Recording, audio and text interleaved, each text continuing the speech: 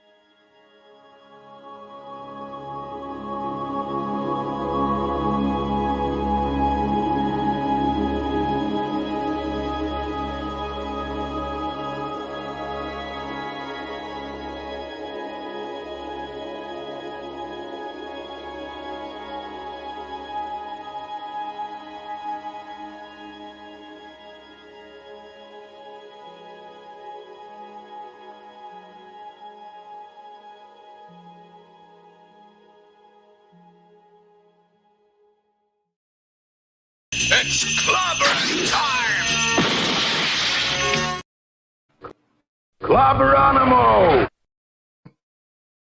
Yeah, greetings, my dear friends. Welcome, clobberers, clobberanimos, clobberettes, clobberoosters, clob blah blah blah, clob up. You'll figure it out. Just the rest of it is just the simple as banging the rocks together, guys. I want to thank you all here and welcome to Clobberanimo Saturday Night Star Trek number 121, of course, but on Clobbering Times issue number 586 on YouTube, 1,286 overall the past 14 years. And good to see you all, my dear friends. I'm so glad you're here. What a great time we had last week, and what a wonderful time we will have, I should say, tonight, because you're here, and you always just make it just such a great Saturday night. My Saturday nights have never been better. If Fiona, that opening music, you'd have to ask Raquel. She got it. She found it. She found everything. She handles all that stuff. So, everything that you need to know about that wonderful orchestration is below. It's below. It shows up in your YouTube. It does? Okay, there you go. Yeah. Oh, cool. Okay, there you go. Well, it's in the public domain. In other words, okay. That's what I'm trying to say. Gotcha. Well, hello everyone.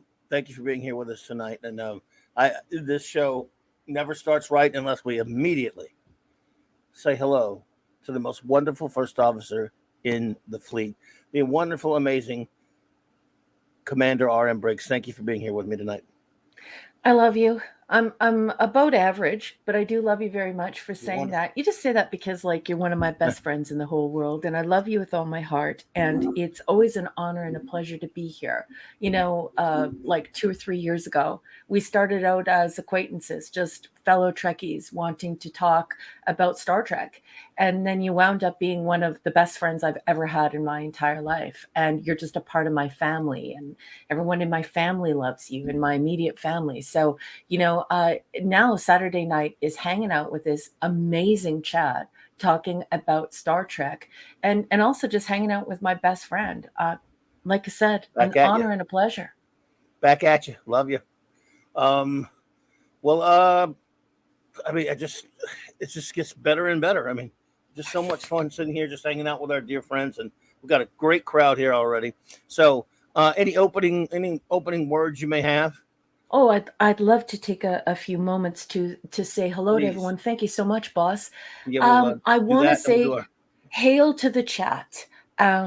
Many of you are regulars, and some of you are new faces. In a few moments, the captain is going to welcome you aboard the ship. He's going to do that directly, and he does that out of respect for you.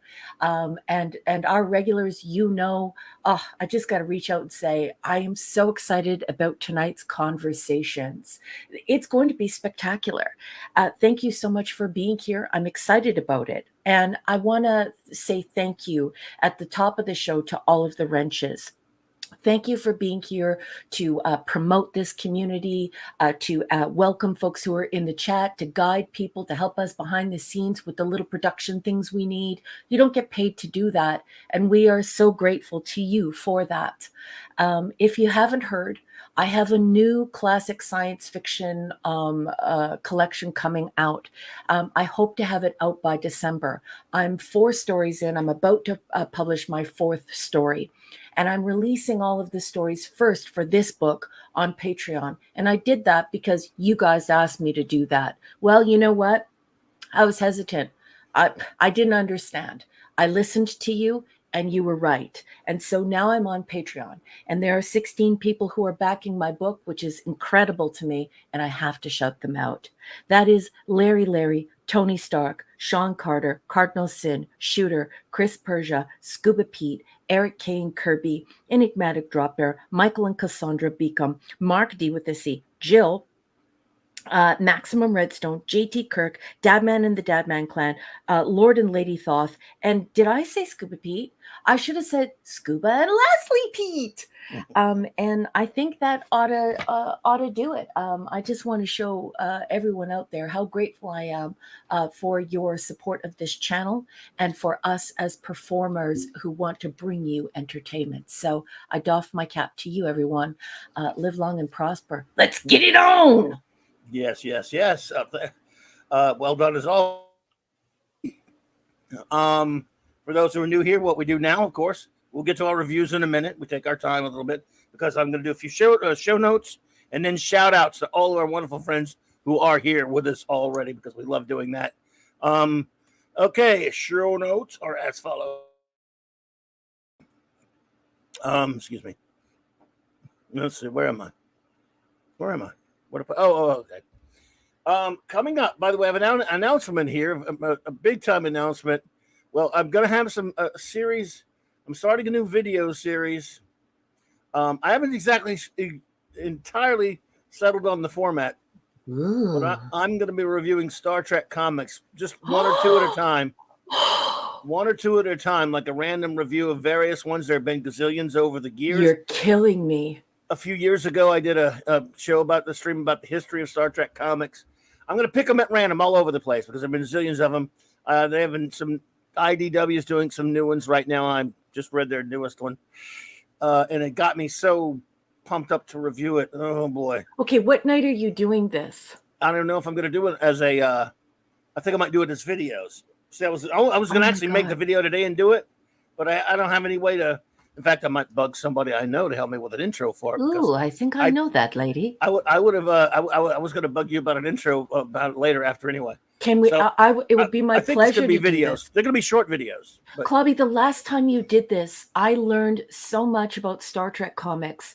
And as a nerd, I'm not interested in comics, that I started collecting Star Trek comics. I now have a collection of Gold Keys that I'm trying to finish, a collection of DCs I'm trying to finish, and a collection of Marvels I'm trying to finish. And those are all those classic comics. And I'm doing that because I went to the Clobby School of Star Trek Comics. I am so excited for this. This is like a present. This is like a present for everyone. I am so excited. I want to start either by next week or the week after. I'm just think I'm gonna just do it. Who knows? Maybe I'll do it on the clubhouse, or I will do it. Or I might just do it. As videos. I'll see. Well, you know, I'm not Clobby, exactly you could do sure. boss. If you wanted to do it on the Yeah. clubhouse, we could actually package what you've said afterwards. Let's talk about it off This air. could be like a random issue or something. Like there's a new That'd be comic. amazing. The new IDW comic came out this past week, and I didn't buy it or anything, but I did read it. I won't say how. Okay. It came out last, called Star Trek: The Motion Picture Echoes. Okay. And let's just say, spoiler alert, without spoiling, it aggravated me so much. It gave me the idea that springboarded into I'm going to start reviewing Trek comics. Oh wow. Yeah.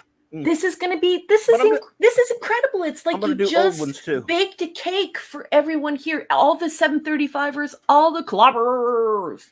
I'm going to do old ones too, though. Like I'm going to do that at random, because there have been so many Trek comics and some actual good ones. Yeah, you got me going on the old comics, so I would love to learn more about them, and I would love to read them with you, or to see your reviews of them or whatever. Like, I'm so excited about this. Well, good, because I am too. I was going to make the video today, but it would have been very sloppy and unprofessional, so I decided to hold off so I could do it. Okay, folks, if you don't know the captain used to have a comic book store. He is like a giant brain as far as comic books go. I am an academic. Ever since I met Clobby, I've been saying that I wish he taught a college class in publishing about comics and about the comic book industry, not only its production, but everything attached to it. I just think this is amazing. And if you don't know my captain, this is something to really get excited about. This is going to be a wonderful segment or video I'm so stoked. Oh, I wanted to surprise you. I just came to me last night when I was on my buddy Nick's great channel, actually. Yeah. So we'll talk more about it later, though, for sure. Further show notes tomorrow night. Our great chief engineer, if he's having the geekery, will be Sunday Night Geekery, 10 p.m. Eastern, where we hang out and just kind of, sit back and say goodbye to the week in a nice geek way, where we just kind of talk about whatever pops in there. If you like that sort of thing, please join us, and please go to his channel, Mark D with the C. He's in there. You can put his channel link in the description below. A lot of fun on Sunday nights with Mark. Then I will be at my good buddy J-Man's channel, 6 p.m. Central Standard Time on Monday evening. We're continuing our review of all of the Legion of Superheroes appearances. I review too much, man. Never too much, never. Starting to the beginning, and then of course I'll have my own show later on Monday night. Mark C Comics Talk. So that will be there, and then of course throughout the week you'll have the Wild Card Wednesday and the Clubhouse with Raquel and Mark, and then of course Friday night my good buddy Nick's Comic Shop Talk, and as always, well, like you got right now, Saturday night Star Trek. So anyway, all right, my friends, that's what she said. She's absolutely right about that. Indeed. Now, time for some shout outs. We'd like to shout out our fantastic wrenches that do so much for us each night when I'm here, and just been incredible. I'm so glad you're here, buddy. It's great to see the Eric K, the great bronze wrencher. Hey, bub. Love this human. Everyone, Mark could use some hugs and some prayers if you pray, or just some nice wishes. I think he's starting to feel a little bit better, but I don't want to jump the gun on that. But we could sure use an EK in the chat, because we just love this guy, and we're so happy that, fingers crossed, he's on the mend. Well, I sure hope so. Good to see you here, buddy. Good to see you. All right. the Vindicated Wrench of the North, the great Chris Persia, my friend. Thank you for all you do, buddy. We really appreciate you. Beautiful show poster. Thank you so much for being out there on your socials and using your talent to make gorgeous show posters for us and get people in the room with us. You're just outstanding. And Chris Persia, I cannot express in words how grateful Clobby and I are to you for everything you do for this show and his channel in general. Thank you, baby. Yeah, buddy. And of course, the great D. Bud Martin. Whether they're here or not, they get the shout out. The master of the Iron Wrench himself. And of course, the great Lord Thoth is here tonight, buddy. Good to see you. Yay! Always a pleasure. And shout out to you and your wonderful better half, Lady Thoth, the god of wrenches and the goddess of wrenching. Avon lives and long live the Legion, my brother. And if anybody wants to sneak Sir Lanza Thoth, the pepperoni of the Thoths, if they want to slip him some cheese in the chat, I won't object. Maybe Lord Thoth will, but who cares? Indeed. There's no saying the matter. My great partner in crime on Earth B and fellow Legionnaire reviewer extraordinaire, the great J-Man, the Wrench Without Fear. Hey, buddy. Yeah, J-Man, his first name is actually Jason, and he is a horror author, and his wife is an award-winning poet, and he has some publications up on Amazon that he's selling through Kindle. He's a part of our community. He is out there banging the drum for all of us in this community. So I would love it if he could get a little love back. So if you could follow J-Man to his YouTube channel and perhaps to his Twitter to locate his storefront and maybe try a book or two.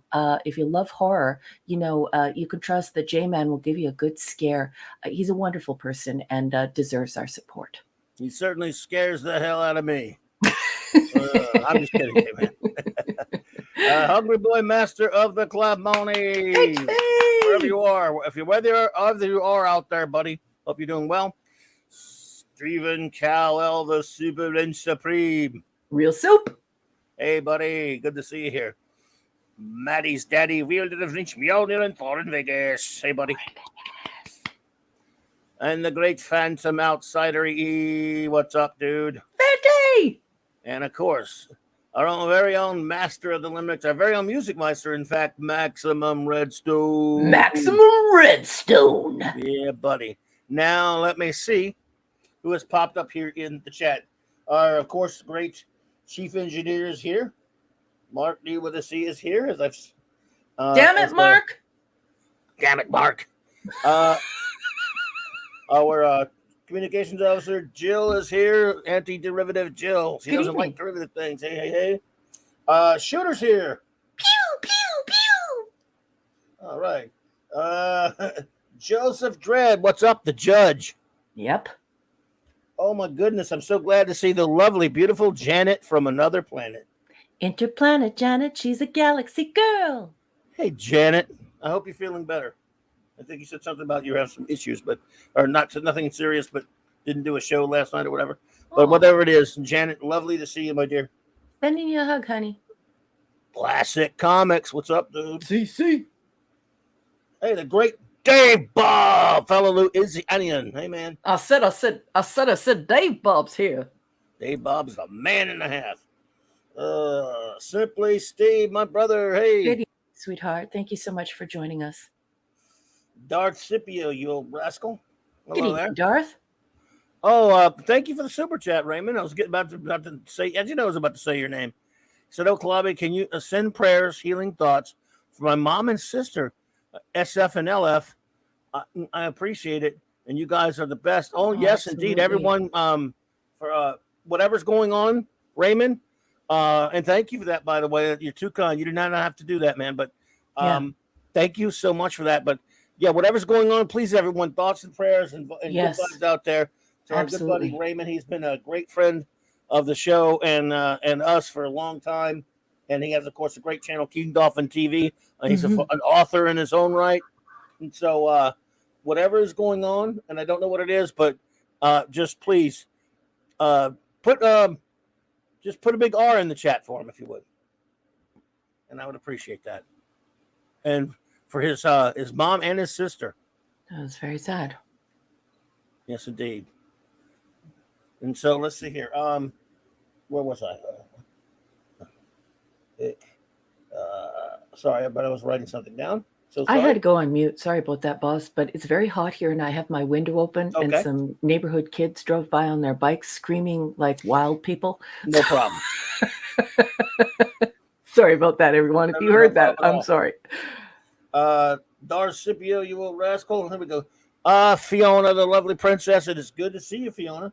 Your Royal Highness, I am sending you a curtsy. Yeah, hey there. I would curtsy, but it would cause an earthquake, so I won't do it. Well, I have the thing. You are. Dave G Sound. Dave G Sound, not just another body of water. The aforementioned Felicianos, Sandra and Raymond, King Dolphin TV. King Dolphin TV. In color. Toxic Dust 13.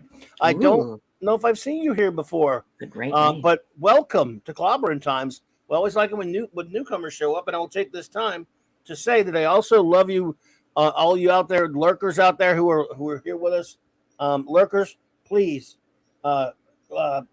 accept my humble thanks for you lurking, and those who are watching later on a download or a rewatch.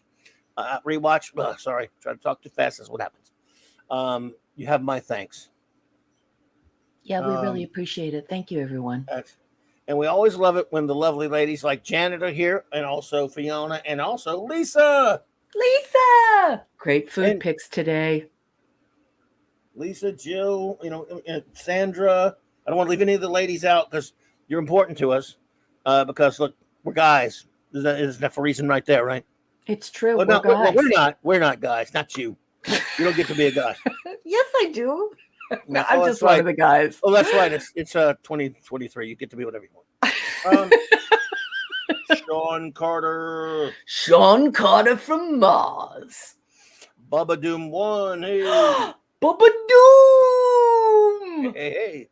Oh, there's Hungry. There you go. Evening, HB. There you go, HB. We shouted you out, but we could do it again. Just All right. Let's see. Where were I? Oh, yes. Mohammed said. Mohammed, I'm not sure if you popped in here before. With my memory, it's I'm old and stuff, but welcome, Mohammed said. It's good to see you. Thank you. Yeah, I hope you have a good time. We talk Trek around here. We have such great laughs. Hope you stick around and you have a wonderful time. Let us know. Indeed. Lemon pie. Lemon pie. The great enigmatic drop bear. Hey, ADB. Looking forward to watch that space. If you're new around here, watch that space. Wait until you see those marvelous reviews. Enigmatic Drop Bear puts some time pre-show into his reviews, and they're very, very high quality reviews, and they spark the most wonderful conversations on air and in the chat, and then back and forth. So watch that space. Edie, good to see you, bud. Oh yeah, the best. So, yep. SP4H. Evening, nice to see you. Always good to see you, my friend. Thank you for being here. Let's see here. Snail Messiah, my friend. All right. The mighty Great mollusk. One. The mighty mollusk, indeed. Hey, Courtney's here. Oh, it's Courtney. What's up, Good my evening, dear? Courtney. Another lady's here. Oh man, we just love it when ladies. And speaking of, one of our good buddies who has a lady out there with him, the great Michael Beacom, said he's out. He's out there, but don't worry, Michael. I've got your reviews that you sent, and I will definitely, hopefully, my memory will treat me well and remind me when the time comes to read your reviews. Victor Fontaine, hey there, Vic. Let's see you, Vic. Alara Carlson. Nice to see you, Alaric. Right, thank you. Bush Pan Down, hello there. Bush Pan Down. And Herc. Hoobie-dooby, hoobie-dooby, hoobie-dooby. Pass the Keely? tequila. Keely Chow. Roll Tide. What's up, Keely? What's up, Keely? All right. Well, I think we've got everybody now. Let's go ahead and get rolling. Yeah, maybe we run a little behind. But Rolling. Keep that clobby rolling. We might be running a little bit behind tonight, folks, but you're worth it. We want to get everybody shouted out. We like that. It's important to us to do that because you're important to us. Yeah. So here's a basic rundown of what we do for those who do not know. We'll do it quickly. Since January of hey, Sander Hammerslag. All right. So, good to see you. Hey. Since January of 2021, we have taken upon the mission of reviewing all of real Star Trek. And as those any of you know, any real Trek fan knows, yes, it is our decision to decide who is and who isn't. Kidding. Star Trek stops and starts from 66 to 2005. That only 66 through 5 are legit Star Trek. Anything else with that sad corporate label that is soiled screens since then, big or small, is not legit Trek. It's fake Trek, drivelly, trashy filth. So that means, as my wonderful first officer has worked out, there are 735 iterations of Star Trek broken down into segments, if you count it all up. So it's a 735 club that she has created for us here. And it's her brainchild for that, and that's what we are. And we decided to review all of real Star Trek. We started with the original series, continued with the animated series, the original crew films, Star Trek The Next Generation, the TNG films, and now we are just getting started in Season 7 of Star Trek Deep Space Nine. And yes, after that, it'll be Voyager then Enterprise. That's right. We got a long way to go. It's been a long road. You mean a long road? Oh, you beat me to it. Got it. I was so slow there, Quick Draw McGraw. Yeah. So tonight, basically we have a reference book, even though we just kind of read a synopsis. Basically, our reference for this for our reviews is this book called The Star Trek Deep Space Nine Companion. Yeah. And I will now turn the helm over to my wonderful first officer, Commander Briggs, and she will explain what we're about to do, which is start reviewing our 4 episodes for the night. Number 1, take the calm. Thank you, Captain. Yeah, if you're joining us as a radio program and you're not seeing the visuals, the boss has put up a beautiful scanned image of a book called Star Trek Deep Space Nine Companion. It's written by Terry J. Erdman and gets a bit of help from his wife, who is a prolific author, Paula M. Block. Terrific book. If you're looking for information on Star Trek Deep Space Nine, please do not go to IMDb. Do not post the trivia from it or engage with it, because it's mostly crap. Memory Alpha is now been polluted by the filth. It's like smearing poopy diapers all over it. So now it is also crap. And Wikipedia is user generated, so it is also crap. If you really want behind the scenes production information, look no further than this text here. However, unfortunately, this text is long form, which means its summaries are 15 pages long, not fit for podcasting. So unfortunately, we have to read the summary from Wikipedia. We correct it. We know that it sucks. We correct it, but we just use it as a launching off point, just so that if you didn't have a chance to watch the episodes, we give you a little bit of a refresher so you can engage with the chat and give your review. And you can give your review in the form of a percentage or a letter grade, like in university, and you can include a few sentences. We like it to not be more than, let's say, 5-parters.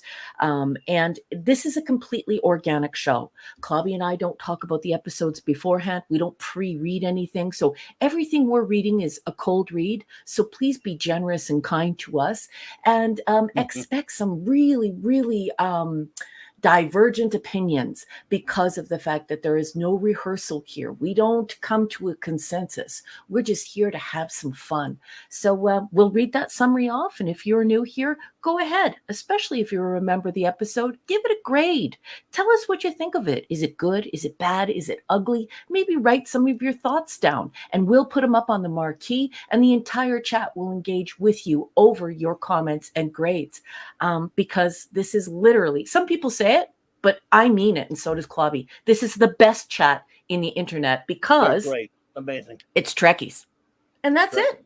Love the AI show. Welcome. Hey. Good to see you. And Bushpan Down, thank you for that super chat. Bushpan says, thank you for the comic and sci-fi knowledge, Clobby. Top 25. Top 25 is going to happen if that's what I think you're referring to. There can be a lot of those.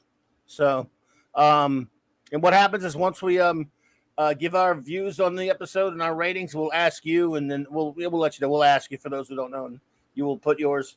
We'll ask you if you so choose to. All right, so let us. Are we ready to begin? I think so, boss. Are you ready? Yes. Our first episode of the evening is Where are you? Okay. Chrysalis, is that right? Yeah, chrysalis, or the pupa of a butterfly. It is season 7, episode 5, and if you're following along in the text, it is production code 55. We all watched this for the very first time on October 26, 1998, and now I'm going to be reading the plot from Wikipedia. Will stay copyright compliant, and remember, this is user generated, so it's a little rough to read, and it's just a launching off point. So let's get at it so we can talk about the episode. Jack, Lauren, Patrick, and Serena show up at Deep Space Nine, impersonating an admiral and his staff so that Bashir can try to cure Serena's condition. They help Bashir refine a medical instrument so he can operate on her. The operation is a success, and Serena is able to speak and interact with her surroundings for the first time. Not true. When she is reintroduced to the rest of the group, they try to help her feel included by starting up a sing-along. Though initially only able to sing in monotone, within minutes, Serena masters a song and is able to improvise using a cappella fugues. It's wonderful. The quartet later is discussing the eventual big crunch, trying to figure out how to stop it. The end of the universe and all. When Serena argues against the feasibility of doing so, Jack shuts her down. When Bashir comes in to check on her later, she draws within herself, seemingly catatonic as she was before the operation. Fearing the worst, he goes over to check on her. She tells him that she has resumed this stance to stay out of the discussion because she has been made to feel that Jack and the others expect her to be quiet. Bashir falls in love with her and assigns another doctor to take over care of her so he can pursue her romantically. She is not ready for a relationship and goes catatonic again. Well, I would too. Have you seen him? After he invites her to his quarters for dinner. After she recovers, she tells him she feels pressured to thank Julian for curing her by being the woman of his dreams. Aww. At the end, she leaves DS9 for a scientific internship. And that is all the collective internet has to say about the pupa of a butterfly. What did you think of this episode, boss?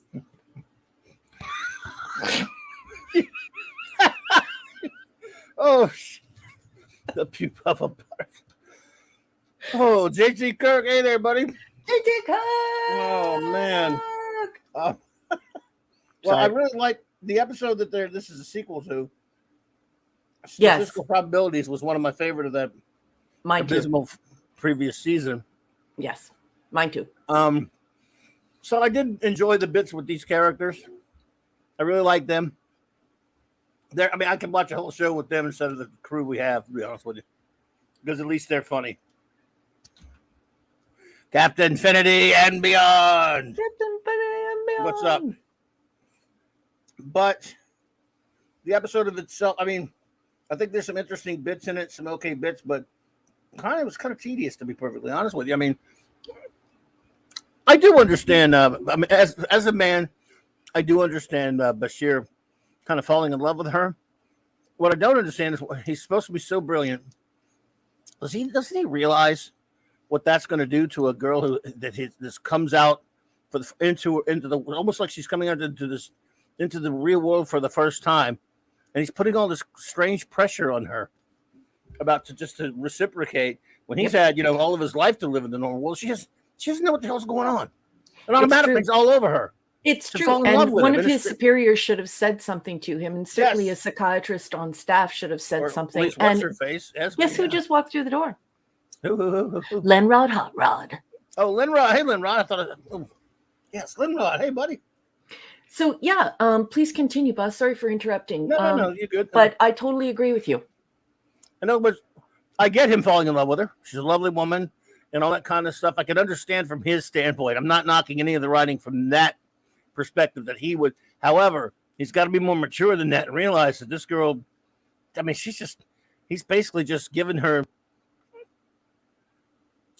almost transformed her into a new person in a sense, introducing her to a whole new way of life and thought he has to understand they're not on the same wavelength anymore.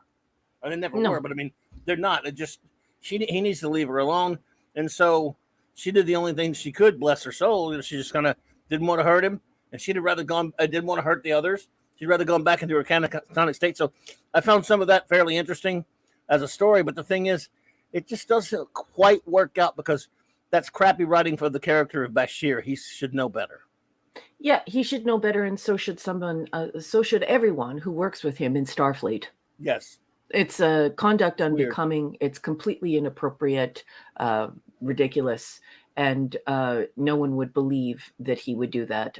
She's in a very vulnerable state. It doesn't matter, if she comes in naked on a horse like Lady Godiva. He has a duty as a physician. I said duty. Eric's gonna love that I said duty. It's his duty. I might as well get the most out of it.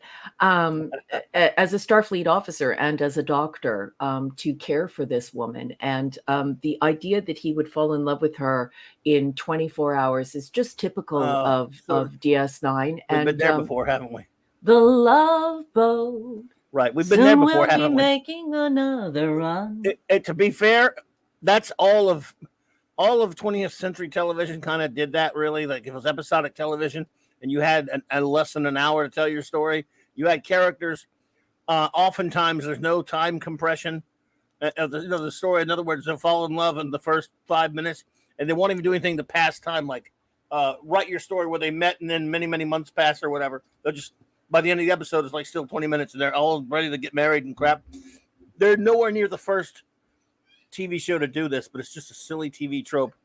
It is, because all you need is a couple of lines of dialogue to fix it. Right. Star Trek should be above doing silly crap like that, but no, they're not. Not well, this isn't anyway.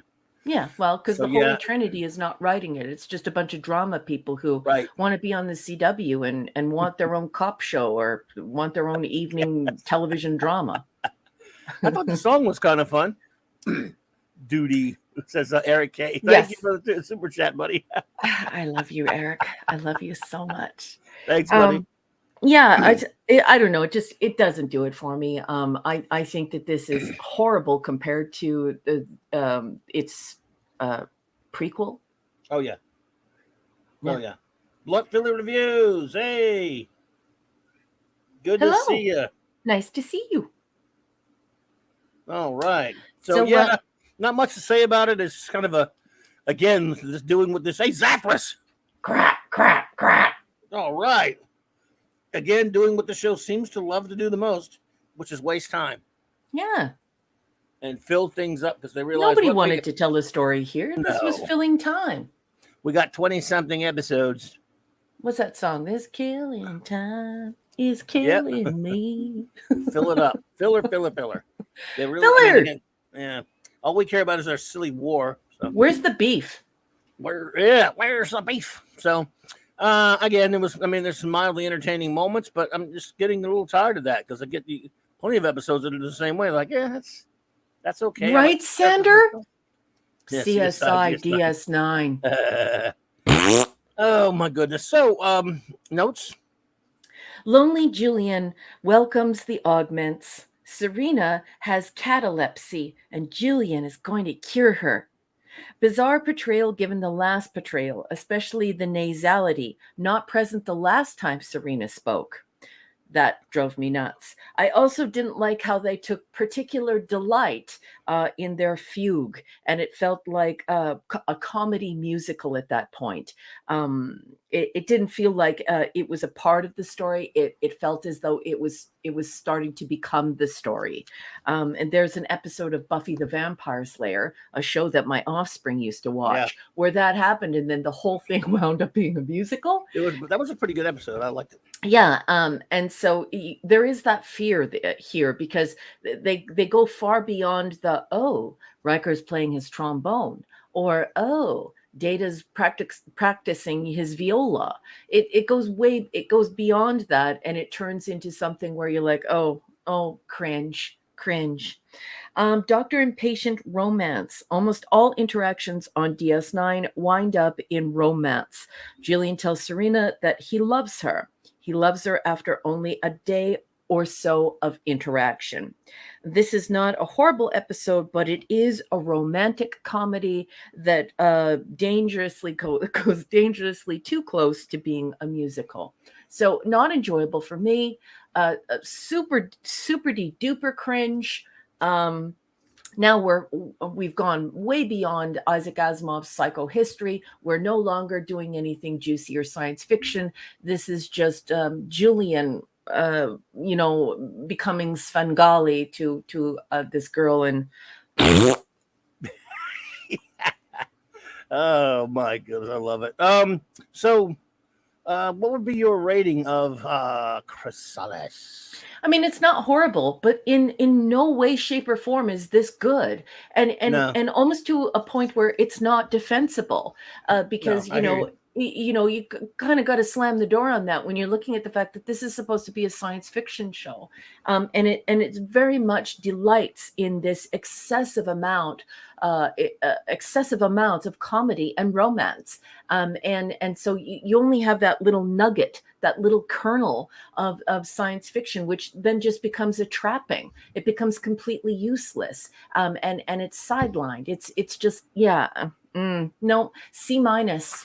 It's not horrible, but this is not good, and it's not science fiction, and in no way, shape, or form is this Star Trek. C minus. No. I also went with a C minus. I was up and down. I was toying with it, giving it a little bit higher, only because I reserve my really low ratings for things that aggravate me. But this one, even though it doesn't anger me or anything, that's right. It's not good. So at least I didn't think it was particularly good. Anyway, there's way worse, but. Anyway, so now I will ask our wonderful friends in the chat to give us any ratings you may have. And if you have a few words to say about the episode, please do. While number one is starring those for us, we have our good buddy Michael Beacom, who could not be here tonight, but he sent me his words, his views on the episodes tonight, and we'll run them now. I will give us those. I'll read those now while we're getting your reviews ready. All right, so Michael Beacom says he gives it a C. Return of the genetically enhanced Jack Pack. Oh, question mark. DS9 companion page 613. It was a cool idea, but we're not good at taking cool ideas and turning them into something. Says Ira Bear. True words were never spoken, says Michael. This episode steals so much from Flowers of Algernon that I wanted to see author Daniel Keyes get a writing credit.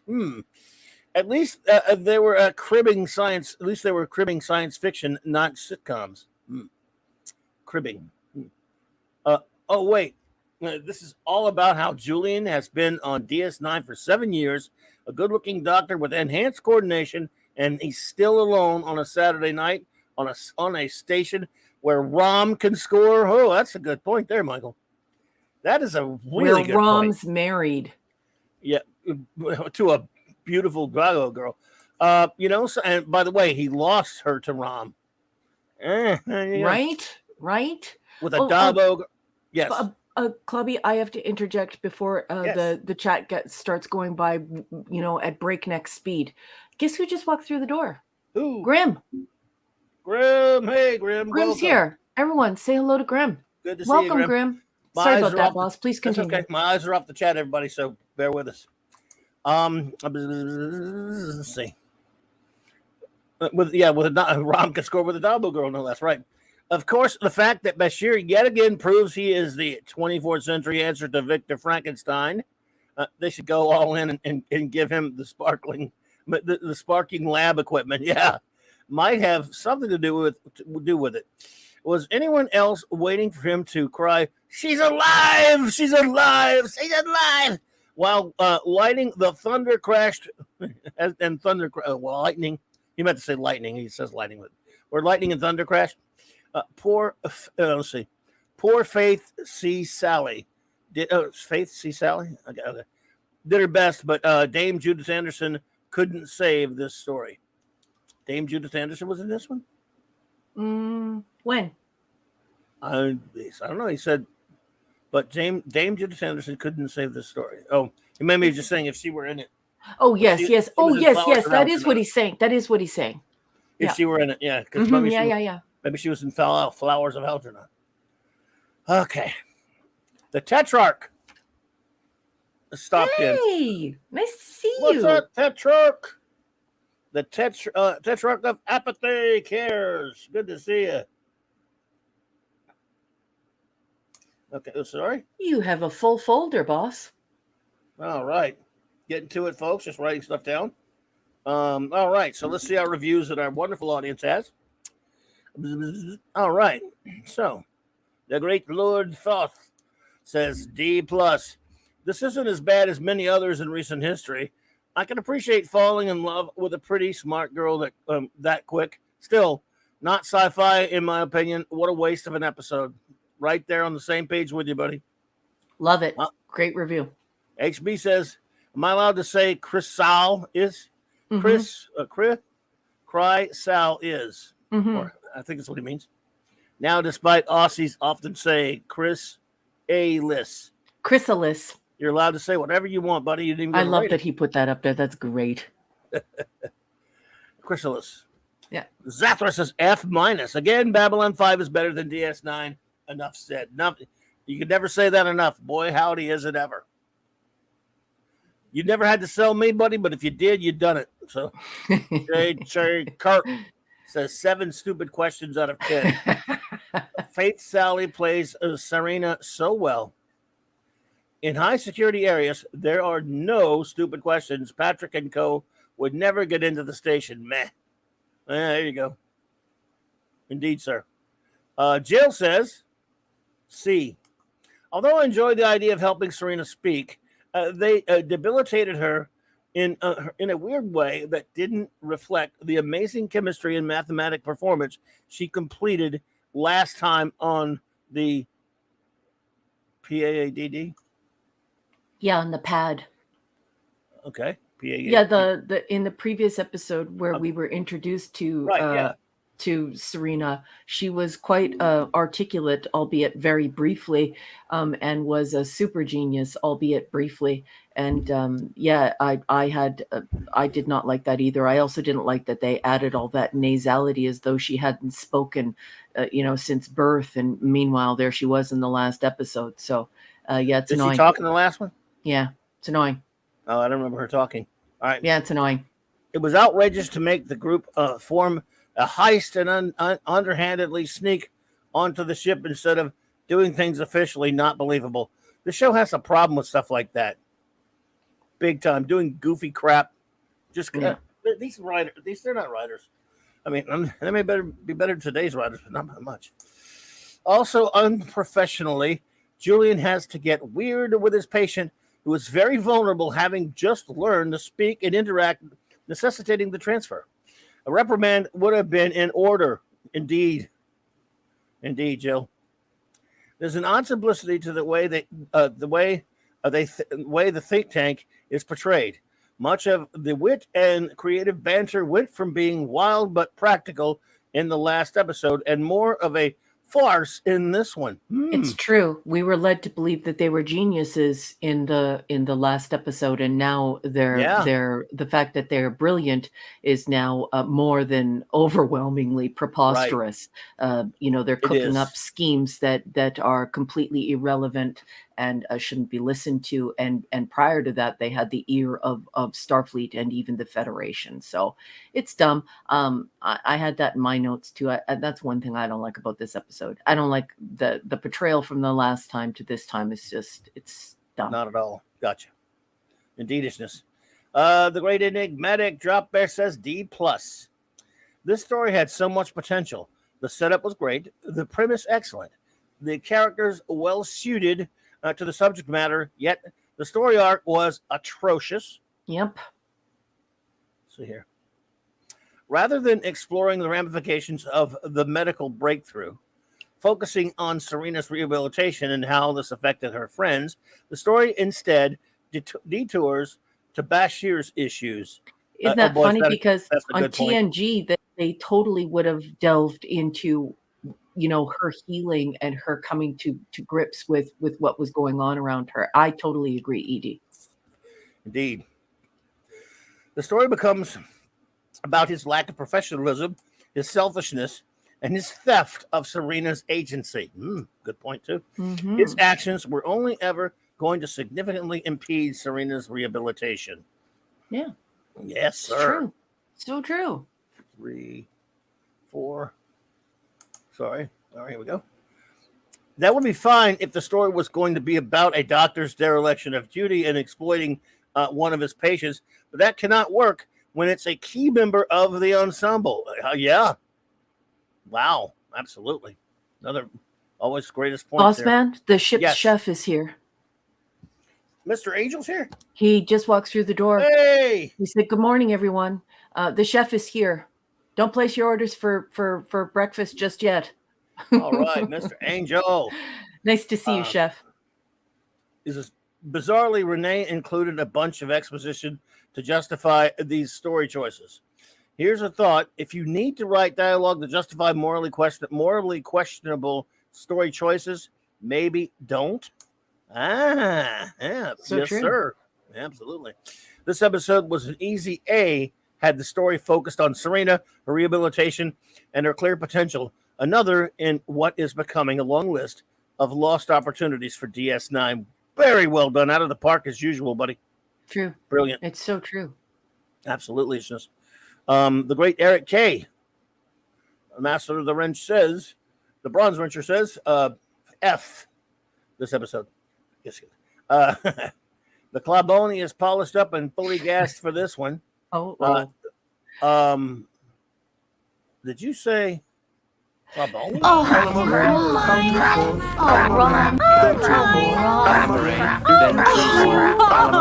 If you could see Balamoran, you come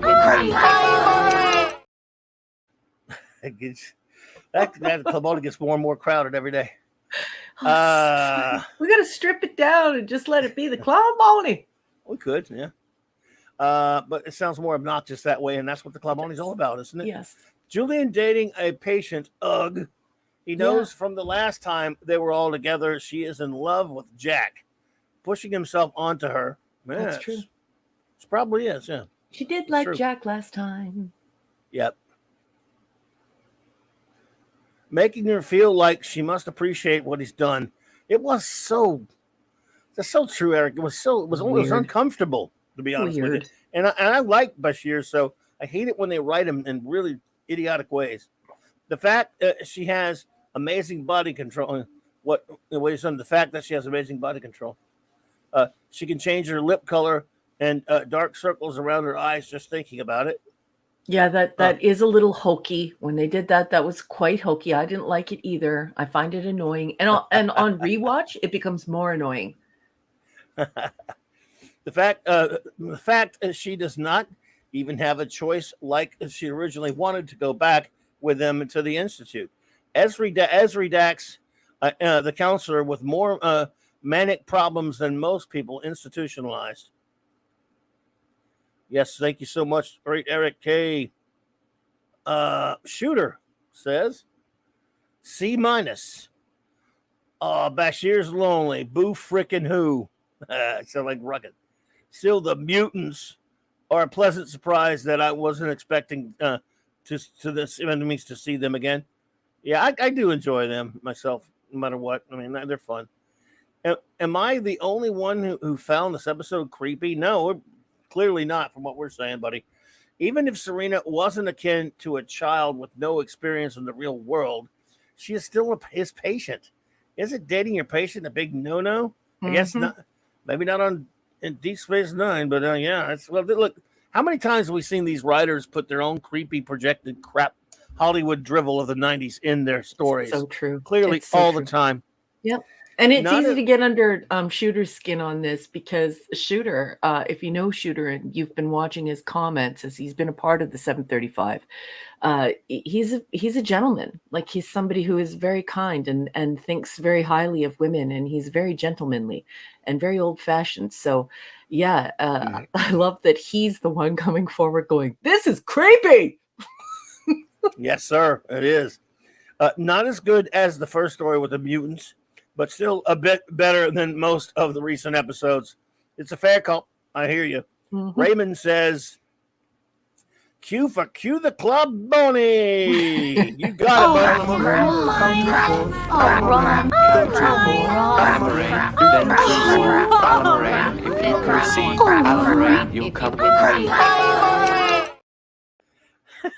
Sorry.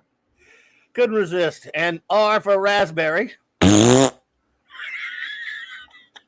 I really didn't like the Julian builds a lover trope. Right? He could do better. He could do better than that. Yeah, a very good point, Raymond. Creepy stuff. Zathra says Julian makes Serena mute with his beef. What the fuck? Oh, the man. What in the hell is wrong with you, son? I love it. I love Zathra. Warrior of Justice. I love. Interesting. Hey, oh really, Warrior? I can't see the chat, everyone, so she has to tell me. Hello, Warrior. Good to see you. Nice to see you, my friend. All righty. Here we go. Mr. Angel. There's my bleeding ears again. Sorry, Mr. Angel. My apologies. Bubba Doom 1 says, yeah, 4 out of 10. It did, however, give us the wonderful line I've quoted already. That's a stupid question. Yeah, that was kind of funny. I mean, they were funny for sure. Joseph Dredd, the judge. Here comes the judge. C- drama in space. This is a man. Well, just go ahead and say space ghost. Sorry. Or all right. Or creeps in space. Indeediousness. Oh, JT Kirk, thank you for that. You're too kind, buddy. He says, thank you for the super chat, my friend. You're too kind. Augment Jeopardy, Admiral Patrick. That's a stupid question. JT Kirk, like that. What is the best episode of The Filth? Anyone that you happen to not be watching? That's a stupid question. Yep. Nice. Fiona says D- for the Keystone Cops of Starfleet Security. Once again, make me question how the Federation wasn't conquered decades ago. Right. It does reflect the professionalism of everyone else. Yep. We know Faith. So if she's listening, it's an A+. Faith? Oh, she knows. She knows Faith DeSalle. Huh? Or is it Faith C. Sal? Or is it Saleh? I forget that lady's name. The lady who plays Serena Douglas. Fiona knows her. Oh, really? My goodness. Yeah. Oh, she's a lovely lady.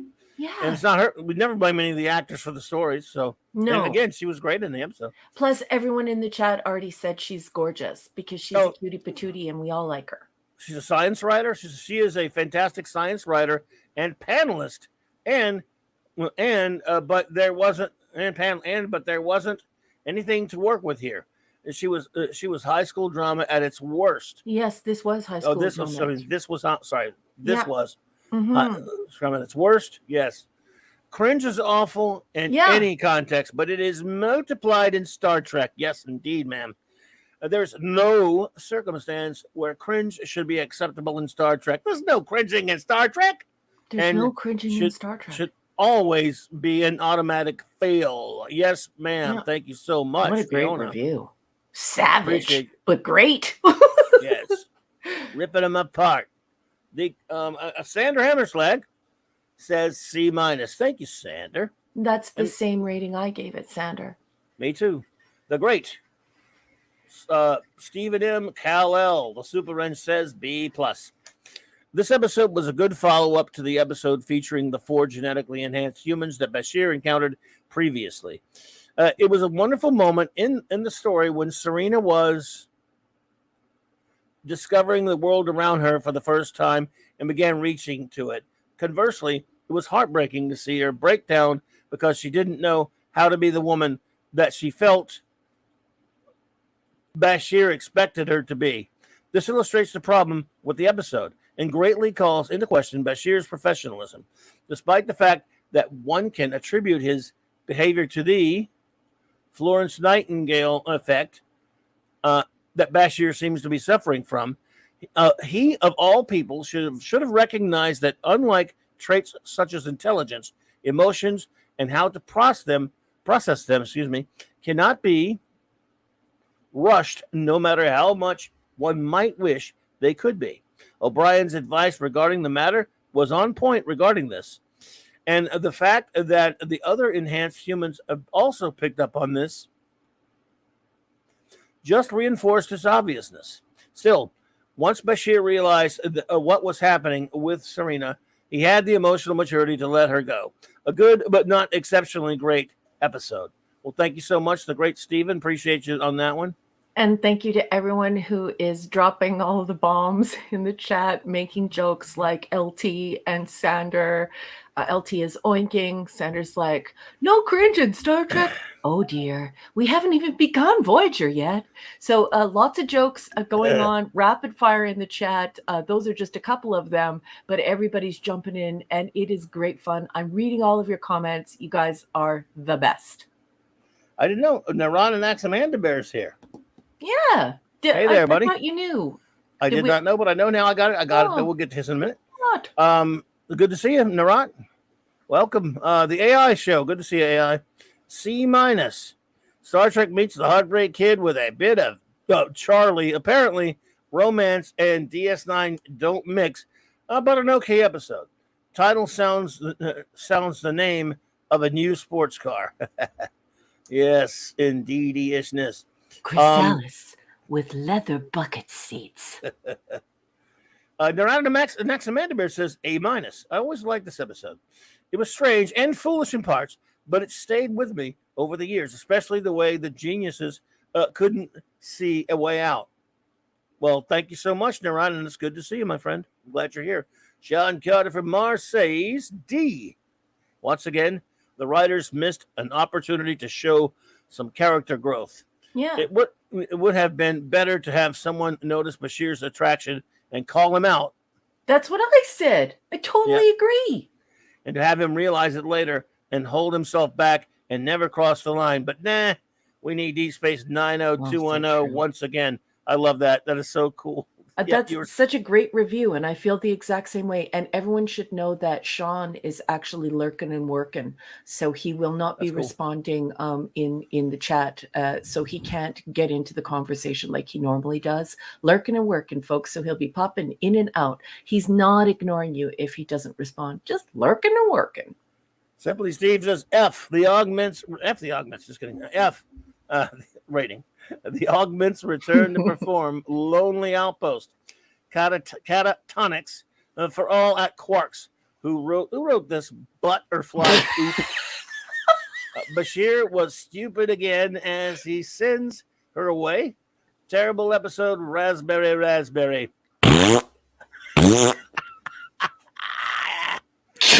Fanty says, this was meh, but it shows that human nature, in some respects, won't change. Some people will fold when challenged by the mere presence of authority. That's a stupid question. It says a D after that, so I guess he's rating it a D. Yes. And then he says, Serena was an expert in human behavior. This was a case where Serena could have legitimately said, it's not me, it's you, Bashir. Should have taken this as a hint to improve himself, betting he won't. Yeah. There you go. In our final review of this episode, folks, by the great chief engineer himself, Mark D with a C, and he says, Damn it, Mark, he says, C+. Love the mutant characters, and the actors are great in their roles. Some really funny lines and interactions, of course. The chief has the best one. Julian, why don't you show everybody how much you love me in order in the next round? Ultimately, Julian's romance with Serena ruins the episode. Boy, how yes, it would have worked much better if he had spurned her advances, but the writers couldn't come up with a decent ending without demeaning Julian's character in the process. Yes, indeed, sir. Just don't write it. Don't write it. Whatever happened with not writing stuff? Soon we'll be making another run. Lisa, did you have one? Oh, I didn't see that one. Hey, where the heck did Lisa's go? Did CLOBBERIN? I didn't see one, Lisa. Huh. No, I didn't read it, Lisa. What the heck is going on? Did it get torched? I'm backtracking now. It must have got torched. While you're doing must have been torched. We'll see what Fiona said something about Faith Sally is as smart as a whip, went to Oxford and Harvard. in the same high school as my dad. As a science writer and journalist, she's well respected. I love her on NPR. She's quite fun. Is that the lady that played that character? Or is she the writer of the Yes, episode? yes, she's a lady who played the Okay, character. okay. Serena, What the heck is going gotcha. on here? Just want to be sure on that. I have lots of chatter from Lisa, but none like She sees it in her chat. She says she sees it. I don't see it on my side, like on my side of StreamYard. I don't see it. Can Okay. anyone else see it? ATZ Burton, welcome. Weird. I hate it when StreamYard does this kind of stuff. It makes me just want to rover it. Good to see you, TZ Burton. Welcome. Yeah, we'll get it. Let me thank Warrior of Justice. Thank you so much for the super chat. Says, my dad likes to play Star Trek. He said, beam me up, Scotty, and been gone for 28 years long. Also, the series was written by 9 years F rating dumb Worf. Thank you, Warrior of Justice. I appreciate you. This is so weird. I got it. I think I think Mark got it for me. Thanks, Mark. Let's see. Thank you very much. Let's see here. That's okay. Weird. Mark found yours, Lisa. So sometimes I don't know. We could just miss them. It's tough to see them all the time, so you could have just missed it. Lisa says F. Ethics. Bashir was bored and found a toy to fix. He liked her innocence, then treated her like all the bimbos that came before. They might have got it torched in the chat. A trip to Riza. Yeah. Too much, too fast. Serena remains a smart cookie. Yeah, that definitely did not appear on my side. It didn't come through the StreamYard side. No, it didn't, and I wonder why. Well, because she said bimbos. It could be. Like, come on. Oh, bimbos. No, Mark put it in there. Hey, Rob Altus. What's up, buddy? Rob Altus is here. Mark. Evening, Rob. Weird. I just think it's so weird. I mean, you could have missed it, but I mean, it happened. We all missed stuff. But they've been backtracked. I don't think it's so. Not there. Maybe they just let him put it in there, but didn't let her. And you know what's really strange too is that it would stand out because it's yelling all caps, which she doesn't usually use. I mean, I see all of her chatter, but Lisa. Might have been the bimbos. Yeah, that word I could see it getting whacked. But can I just say, just because of what StreamYard just did for bimbos, I would just like to say bimbo, bimbo, bimbo, bimbo, bimbo, bimbo, bimbo, bimbo, bimbo, bimbo. Bim baby, bim baby, beam by Bicky by B by Bo, Bicky by Bo, Bo by bimbo. B-A-B, B-I, Bicky by B-O, Bo, Bicky by Bo, B-Bo, Bo, Bicky by Bo. Sorry. Oh, Three Stooges song. Bimbo. Anyone remember that one? Anyone remember that song? I bet someone out there remembers that song. Anyway. That was B-I-M-B-O, B-I-M-B-O, B-I-M-B-O. She was a bimbo. Oh, that too. Someone better remember that Three Stooges song or I'm going to be upset with. I'm going to be disappointed. B-A-B-B. Anyway. All right. So let us move on to our next episode. How about that? Yes. Our next episode, folks, is Treachery, Faith, and the Great River on the Planet of the Apes. Oh boy. I mean, in the Great River. So yeah. Take me to the river. Drop rolling on the river. Yeah. Yeah. Rolling. Roll. Ooh, you got a super chat. Yeah, hey, Dave G, I think knows it. That's all right. Okay, so thank you, Warrior of Justice. Appreciate it. Says bimbos. Also, it's a bread brand, tasty. Is it really a bread brand? I did not know that. Wow. Oh, I think Dave G said you remember it. C-A-C? C-A-C? I don't know. Sorry. Okay. All right. So Treachery, Faith, and the Great River. The Great River is season 7, episode 6. If you're following along in the text, it is prod code 556. And we all watched this for the very first time on November 2nd, 1998. Hey, Sean Goddard, I knew it. Thank you.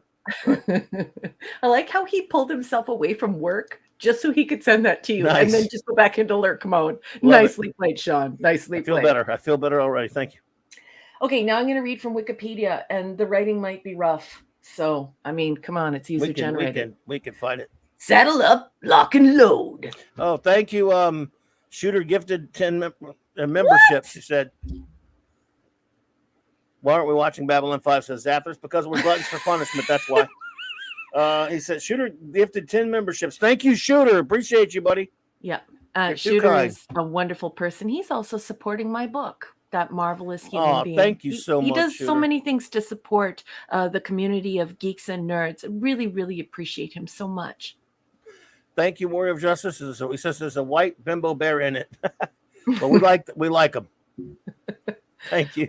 Well, if they're going to try and censor bimbo, I'm just going to say bimbo every sentence. Bimbo, bimbo, bimbo. Bimbo Anyway. Baggins was the... Never mind. That's funny. Okay, let's do this from Wikipedia, everybody. Odo is summoned to a secret rendezvous with Wei Yun, who says that he has decided that the Dominion's war against the Federation is misguided and offers to defect. Odo distrusts Wei Yun and is irritated that Wei Yun considers him a god, but takes him into custody. Soon their runabout is hailed by another Wei Yun, who explains that the Wei Yun clone with Odo, Wei Yun 6, was activated after the accidental death of the previous Wei Yun, which both Wei Yuns suspect was arranged by Damar. His successor, Wei Yun 7, who wrote this? Shin kicks! I don't care! We're done! I'm not reading any more of that sentence. That's way too many Wei Yuns in one sentence. You should be rovered, whoever wrote that. Next paragraph. Damar... Thanks, Eric. Damar persuades Wei Yun the 7th to order the runabout destroyed to prevent Wei Yun the 7th from reaching the Federation. Wei Yun the 7th is reluctant to risk the death of Odo, a changeling, but eventually consents. Ooh. When the changeling supervising him demands an update, Wei Yun 7 is subservient but vague with his answers, not revealing Odo as their target. Subservient but vague. It's a very strange combination assembled there. Damar notices that the changeling looks unwell. As they try to escape the pursuing Dominion ships, Wei Yun 7 reveals to Odo that an illness is spreading among the changelings, with Odo possibly the only one uninfected. He urges Odo to be prepared to take command of the Dominion himself and turn it away from its imperialistic ways. Realizing they will be unable to escape, Wei Yun 7 tells Odo he lives to serve him, hails Wei Yun the 7th, and triggers his termination implant. Wei Yun 7 immediately calls off the attack and allows Odo to escape. Before dying, Wei Yun 7 asks Odo for a blessing, and Odo complies. Barf. In a side note, you mean on a side note? On a side note, on Deep Space Nine, Chief Miles O'Brien is missing a crucial piece of equipment needed to repair the Starship Defiant. Nog offers to help O'Brien by navigating the Great Material Continuum, a material metaphor for economics of supply and demand, as a great river on which a skilled navigator can always find what he needs.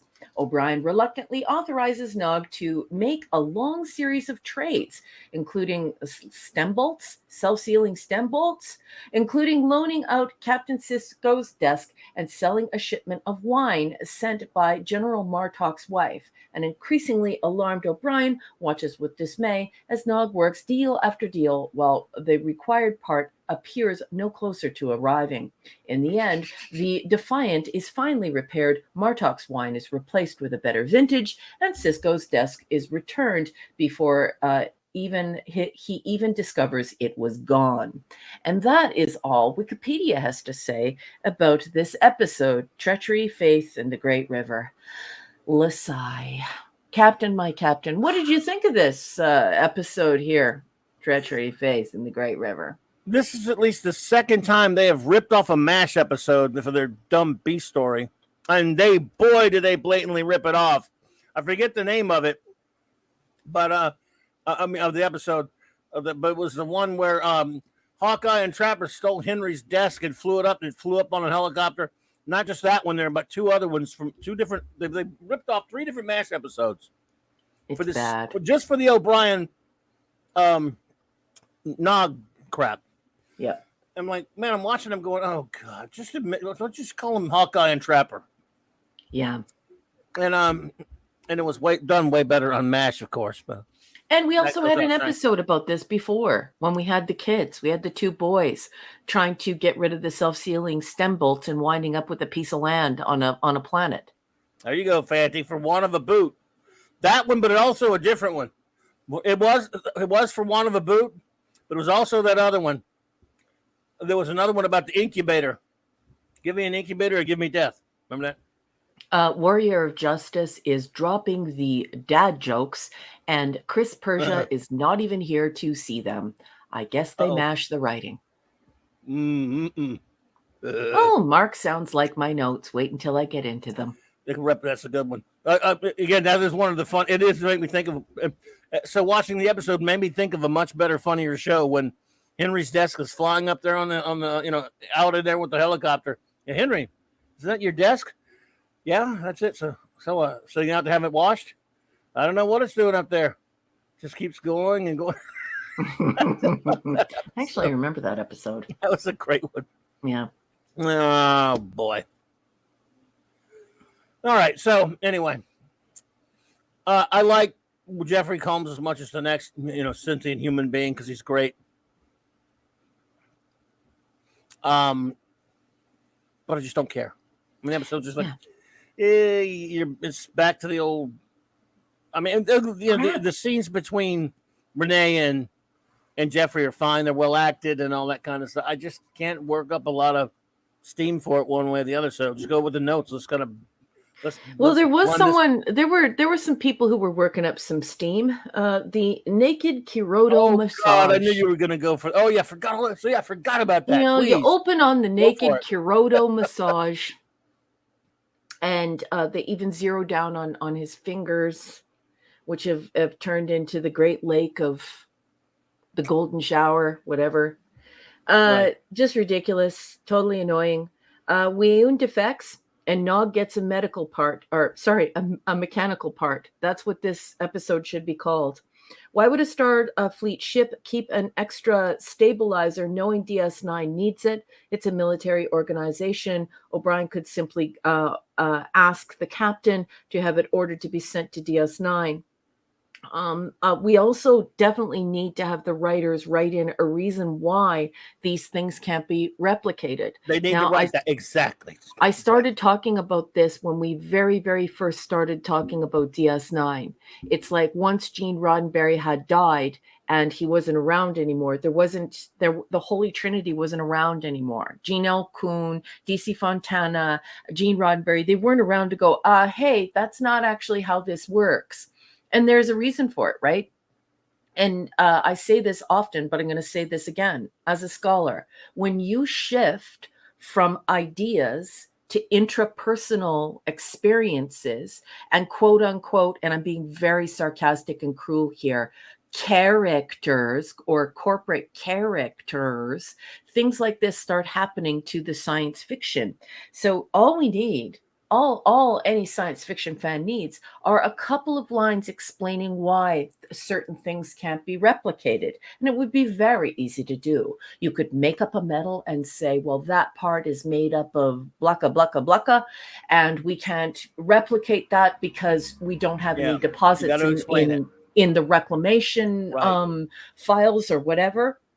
But that never happens because this is CSI DS9 90210, the Love Boat. That's what we're watching. Right. The whole episode makes absolutely no sense. Why would somebody want hollow photos of real desks? Just do a hollow photo behind the desk. And why not just replicate the desk? The lack of replicator use, especially for the blood wine. You could make it taste like any vintage. You got holodecks, yeah. You have replicators. You have them everywhere.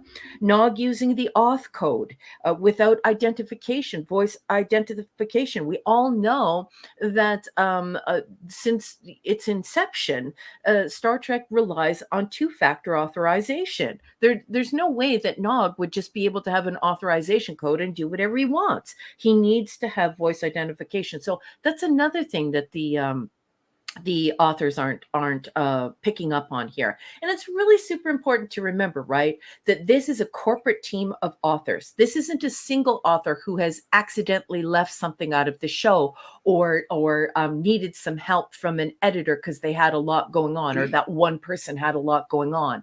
This is a team of authors, and many of them were making fun of Gene Roddenberry and the Holy Trinity's writing, saying it was unrealistic and that they didn't want to write that way, and that the universe that the Holy Trinity created was, so preposterous no one wants to watch it. And they're on record saying these things. So that's why I call them on this crap, because they're weak. This is some weak sauce. This is weak sauce. Anyway, yeah. I did love the clone storyline. Not all of the clones come out the same, but this directly defies Gene Roddenberry's wishes when it comes to religion, which he argued about with Michael Piller. He did not. One of the reasons why Gene Roddenberry did not want religion in DS9, or in Star Trek, is because he felt that if there was any sarcasm or making fun of it, that it would turn viewers off. And you can read about this in his 1991 Humanist interview, which happened over the course of 4 more days, if my memory serves me correctly, where he discusses it in depth. And this happened right before he died. And he spoke about arguing with Piller about this and the reasons why. Anyways, it also ignores canon by exploring the mundane. And I was alluding to that earlier. And I know that's academic and scholarly, and it's kind of nerdy, and it's probably not what people want to talk about. But that's actually the mechanism in play here. When you deal with interpersonal stuff, it becomes about the mundane. It becomes about relationships instead of ideas, and we're not supposed to be doing that. So and then I did a horrible dad joke, but I just did it for Chris Persia. At the end, I just said that the Wei-Yun clone took his punishment on the chin. And that's all I have to say about this shite episode. Well, yeah, kind of a waste. Let's try to make quick work out of this, was all I can say, because I don't have much to say about it. I really, the mash stuff. But like you say, just explain something. If you have to make up a reason for them to do their little mash joke with their little mash knockoff, for them to have to scrounge around and all that kind of stuff, which again, mash took it from other things, and was people talking in the chat, sure, yeah, but find a good reason, find a good explanation. You can make up one. It is fiction, but you can if you can do it right, if you're a decent writer. These people, man, I this every week the show. Never mind. It's not good. Larry. Hey, Larry, what's up, buddy? Listen, a gentleman so kind, a gentleman so wonderful that, you say his name twice, but you ought to say it thrice. Larry. Good to see you, Larry. Well, anyway, so all right, everybody. What do you give this episode? I give this one a C-. I mean, it didn't make me angry or anything, but it's just not good. It's not good. Like I probably could have given it a D. I'm not likely to give it an F because it didn't make me angry. But this, once again, this isn't science fiction. And it's not Star Trek. It doesn't use anything that Star Trek uses to storytell. It actually abandons the storytelling universe of the Holy Trinity, the whole conceptualization, the whole world that Gene built, and then got help from DC Fontana and Gene L. Kuhn to build this marvelous universe. It goes against that. So, what is there here for me? There's nothing here for me as a science fiction fan, and there's nothing here for me as a Star Trek fan. So it's a C-, boss. Yeah, I'm gonna go with a D+. I mean, the plus is because Jeffrey Combs elevates everything he's in. There's some good acting by the actors and stuff like that. I'm just really not into this episode. It's just, I'm tired of having my time wasted.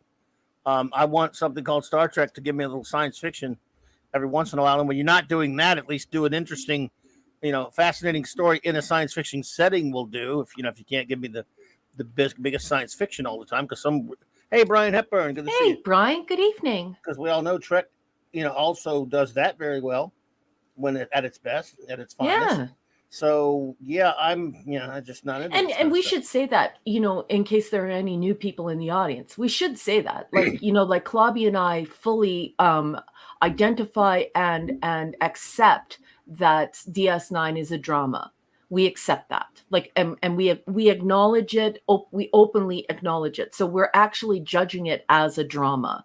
And so when we start to complain when it does way too much comedy, or when it just doesn't have any science in it at all, that is in the context of he and I recognizing that this was a rapid departure from Gene Roddenberry's influence on TNG, and yeah, now we've moved fully away from science fiction, and we're in the thick of drama here, and Claudia and I recognize that, so that makes our ratings even worse. Yes, indeed. So now, my friends, I will ask you, as we often do after Raquel and I get through giving our ratings and discussing the episode, we always ask you to now, you can give us any rating you may have and any words you may have about the episode Treachery, Faith, and the Great River. And while number one is preparing those for me to read, starring those, I will see what I have here. Michael Beacom, our good buddy Michael Beacom, has sent Boss, before you get to the Beacons, I'm very sorry to interrupt, but Chef, you put up 2 of 2, and then you put up your review. I just want you to know now, like right off the hop, your 1 of 1 is not here. So all I have is I looked 2 for of it 2. too. I went looking for it too because he put it before I Wonder you if got you it's got very that. important. Well, it's very important that everyone wait till I call for it because I get that we miss them that way a lot. So that's why I always say wait till we call for it. So if in his mind it got torched, I don't know, I didn't see it. But yes, always wait till we call for it. We really appreciate that. It helps us out immensely because we can miss stuff. Anyway, okay, Michael Beacon. Let me see what he's got. I know I have his email here somewhere. Oh, okay, here we go. Michael Beacom, our buddy Michael Beacom says, and shout out to lovely Cassandra also. He says D plus. His review. Normally, I would say you can never have enough Jeffrey Combs. Writers Weddle and Thompson proved me wrong. And a B plot, of course. These guys need to go to rehab for their B plot addiction. Yeah, Michael doesn't like B plots that much, and I can't say I blame him. I'm kind of there with him. He said, I found Nog becoming the Scrounger a better story, a Ferengi engineer in Starfleet. Yeah. Of course, he'd be the guy with all the connections. That does work. It's natural progression and done much better than their last attempt. Reminded me of a good MASH episode. Oh, he's talking MASH also. Or Operation Petticoat. That was a great movie. TV show didn't last long. But Kira wants Odo to admit he's a god. Huh? He says. What the Bajoran hell? That was a very weird moment where she gets this twinkle in her eye and seems disappointed that he won't accept people genuflecting to him and worshiping him. It's a very, very odd. Yeah, wow. No. Wow. I can't even get into that because it's unbelievably bad. Michael continues, is he that good in the sack? Why'd you have to say that, Michael? Please. It is yes. Kiroto. Yes, she just watched Ghostbusters. Odo, when someone asks you if you're a god, you say yes. Nice, Michael. Thank you so much, Michael Beacom. Now let me see what we've got going on up in here. I love it when the Cajun guy comes out. He might read all these chats like that. Yeah, no, I'm just kidding. I love that voice. Oh, too kind. Bubba Doom 1 for the $5 super chat. Thank you, Bubba Doom. I appreciate you. God. He said, "Lol, I saw the MASH ripoff too, but I don't care. I loved it, and I loved it anyway." He says, "Aaron was such a good actor. Didn't Klinger steal Sophie or a couple of hours? Didn't Klinger steal Sophie or a couple of hours? Klinger stole a lot of things, especially dresses, but I'm not really exactly sure what you're referring to there." Sander Hammerslug says, "See, because Combs is in it." That's a right, fan. Sander. The AI show says D plus. Alternative title: A Lock, Stock, and Two Smoking Wayoons. A rather bland episode with nothing to really recommend it. Its theme song is apparently Plagiarism is Painless. That's a great MASH reference. Hey, that's a great MASH reference. Well done, AI. And again, we have Sander. Oh, that's Mr. Angel, but it's 2 of 2. Did you ever figure that out? Or nope, it's not there. He says, C, for the B story, appreciate. Yeah. Okay. Well, Mr. Angel, if you got more, please feel free. Yeah. Bubba Doom 1 says, A rating. This was a great one. Aaron was wonderful. Captain Nog forever. All right. Thank you so much. Appreciate you, Bubba Doom. Zathra says D minus. Harlan Ellison would never write this poop. True. Post Roddenberry writers can had to star it just in case. Well, thanks, thank you, buddy. You're too kind. Righty then. D. Shay Tay Kirk says D plus. Star Trek Phase 2 is a post-scarcity economy. The trading story is idiotic. Yeah. O'Brien and Nog would have faced a court-martial and are reduced in rank for providing and forging a signature. It's true. Truishness for sureness. It's true. This episode reminds me of the time I ate some bad Leorla root gach from Neelix, then experienced the Great River so badly nothing short of self-sealing steamboat could stop it. Wow. Oh, JT. Yikers. That was nasty. And it provided such a horrendous visual. I blame you, sir. Sir, your agonizer, please. Whoa. Yeah, I think, man, I don't know, buddy. Here we go. Your agonizer, please. All right. Fanty outside, he says but I'd hazard a guess that the reason Nog could get around the security protocols is simply this. His uncle does the same regularly to Odo's chagrin. Yeah. Oh yeah. Well, yeah, sure. He learned from the best at it, I guess. Fiona says, Jeffrey Combs is one of the best actors to ever grace Trek. He created an amazing character capable of subtle, sycophantic treachery. One of the few actors who could pull it off. And yet, the incompetent writers who accidentally created an amazingly complex character, very difficult to play, couldn't think of anything to do with him. Yes, indeed. I got to find your number 3 comment yet, Fiona. Well, there we go. I honestly couldn't keep paying attention to this episode, despite its surface suspense. So my rating is ? But it's bad. There you go. Love it. Love it. Oh my goodness. I went into the kitchen and grabbed myself a bowl, like a half bowl of cereal. Oh my goodness. Fiona, I'm feeling you. You were bad. So bad. Oh, Lisa says C. I really like the Odo and Vorta dude storyline, but the Nog storyline ruined it for me. I keep thinking, wash, rinse, repeat. They retooled the crap story of Nog and Jake acquiring the baseball card. Yeah. Yeah, it's the same story. I said that too. Like, why am I watching this again? Is this Groundhog Day? Where's Bill Murray? Yeah. Simply Steve says D minus rating. Real title, Trashy Filth and the Great Retcher. Wayoon clones and Odo go for a joyride. More Kirodo. Yes, I'd forgotten about that until you had to mention it again. Includes a massage without, thank goodness, a happy ending. Well, you don't know that. You don't know that there wasn't a happy ending. I think there was one. I'd rather not know about it. You can only assume, but thank goodness that they didn't show it on air and there wasn't too much kissing, because when Odo kisses Kira, it looks like a mother bird feeding her baby bird. Oh, Jesus. Mr. Angel says, A minus.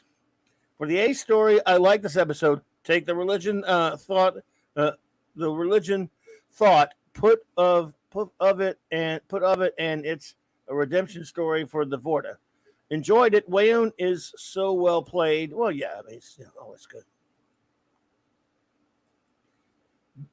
D for the B story. Appreciate the attempt to wink to MASH. Fits the Ferengi. However, the bloody replicator paradox. Sigh. I hear you on FM, sir. Joseph Dredd, the judge, says D plus. Without Jeffrey Combs, this was a D or D. D or D minus. Boss man, I know you're on another tab right now, but I got to tell you, I just very quickly tell you, this chat is on fire. Damn, I miss all the good stuff. But I got to stay on, my friends here. The Great Lord Thoth says D plus. I'm glad you're having. I hope they're having fun. That's all I can. They are having a riot. They're hysterical tonight. You guys are the best. I'm glad you. I mean, sometimes I go back and look at it, and I'll see all the cool stuff that goes on. D plus, another meh. Combs makes it palatable. It was okay. Anything with Odo was good. Ugh. Yeah. I hear you, LT. I hear you, LT. Yeah, I got you, brother. Jill says B. Ferengi economic trade values are integrated into Starfleet procedures. This shines a light on their culture. I have to admit, I pushed aside that nagging thought about the replicators. Hang on a second. Tragically, we discovered a Vorta born with peaceful dispositions are murdered for their defection, further expounding the changeling's attitude to solids, even those evolved for their own benefit. Yes. Well said, as always. His direction to destroy the ship was the only lasting strategy he left behind. I wonder if you can touch those two parts of any Vorta's head to kill them, or if it requires the right fingerprint. Weird. I don't know. My pleasure. Good question. Sound. Good question. Let's see here. The great. Yes, Rob Altus, you can. You could totally do that. Eric K. LeBron's Richard says C minus. Let's see. Raised up for Jeffrey Combs. Yeah, of course. What is the goo doing between her legs? Oh boy. I can't believe I read that out loud, too. Eric, take that. I want you to take that bronze surfboard and whack yourself on the head with it. The power cosmic be with you. I do not want to know. Given Naga's security code, well, TF O'Brien is a combat vet and experienced. Yep. It reminded me of The Great Escape. After the first battle, why didn't Odo call someone to help? I thought he had some smarts going into Dominion territory without cloak. Good pernt. Well done. Yeah. Well said, as always. The great Eric K. I love Eric K. How's Kirby, honey? Give Kirby a kiss from me. Enigmatic Drop Bear says C. Great. An episode that opens with Kuroto pillow talk. Oh, it's awful. Oh, man. The great material continuum and Nog's navigation of it was quite amusing, albeit unbelievable, in its use here. Change your code, Chief. Yeah. Right? I found the changeling sickness development a major distraction. As the crew here well knows, this is my first time seeing these episodes. I don't know how the Dominion War resolves. So yeah. So everyone don't try not to be spoilery. Don't ruin it for Enigmatic Drop Bear. Right. Let the producers of the show do that. It will be a cop out. He knows I'm kidding.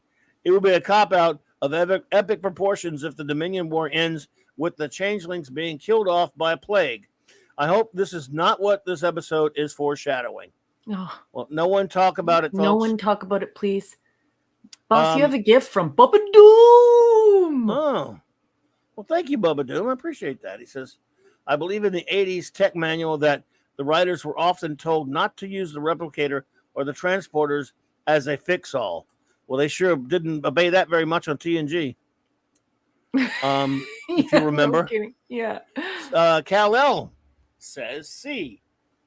This episode should have been named O'Brien Must Suffer and the Audience Along with Him in Right. regards to its A plot. Mm-hmm. In regards to its A plot, although explained by helping to expedite matters, Nog's request for Self-stealing stem bolts.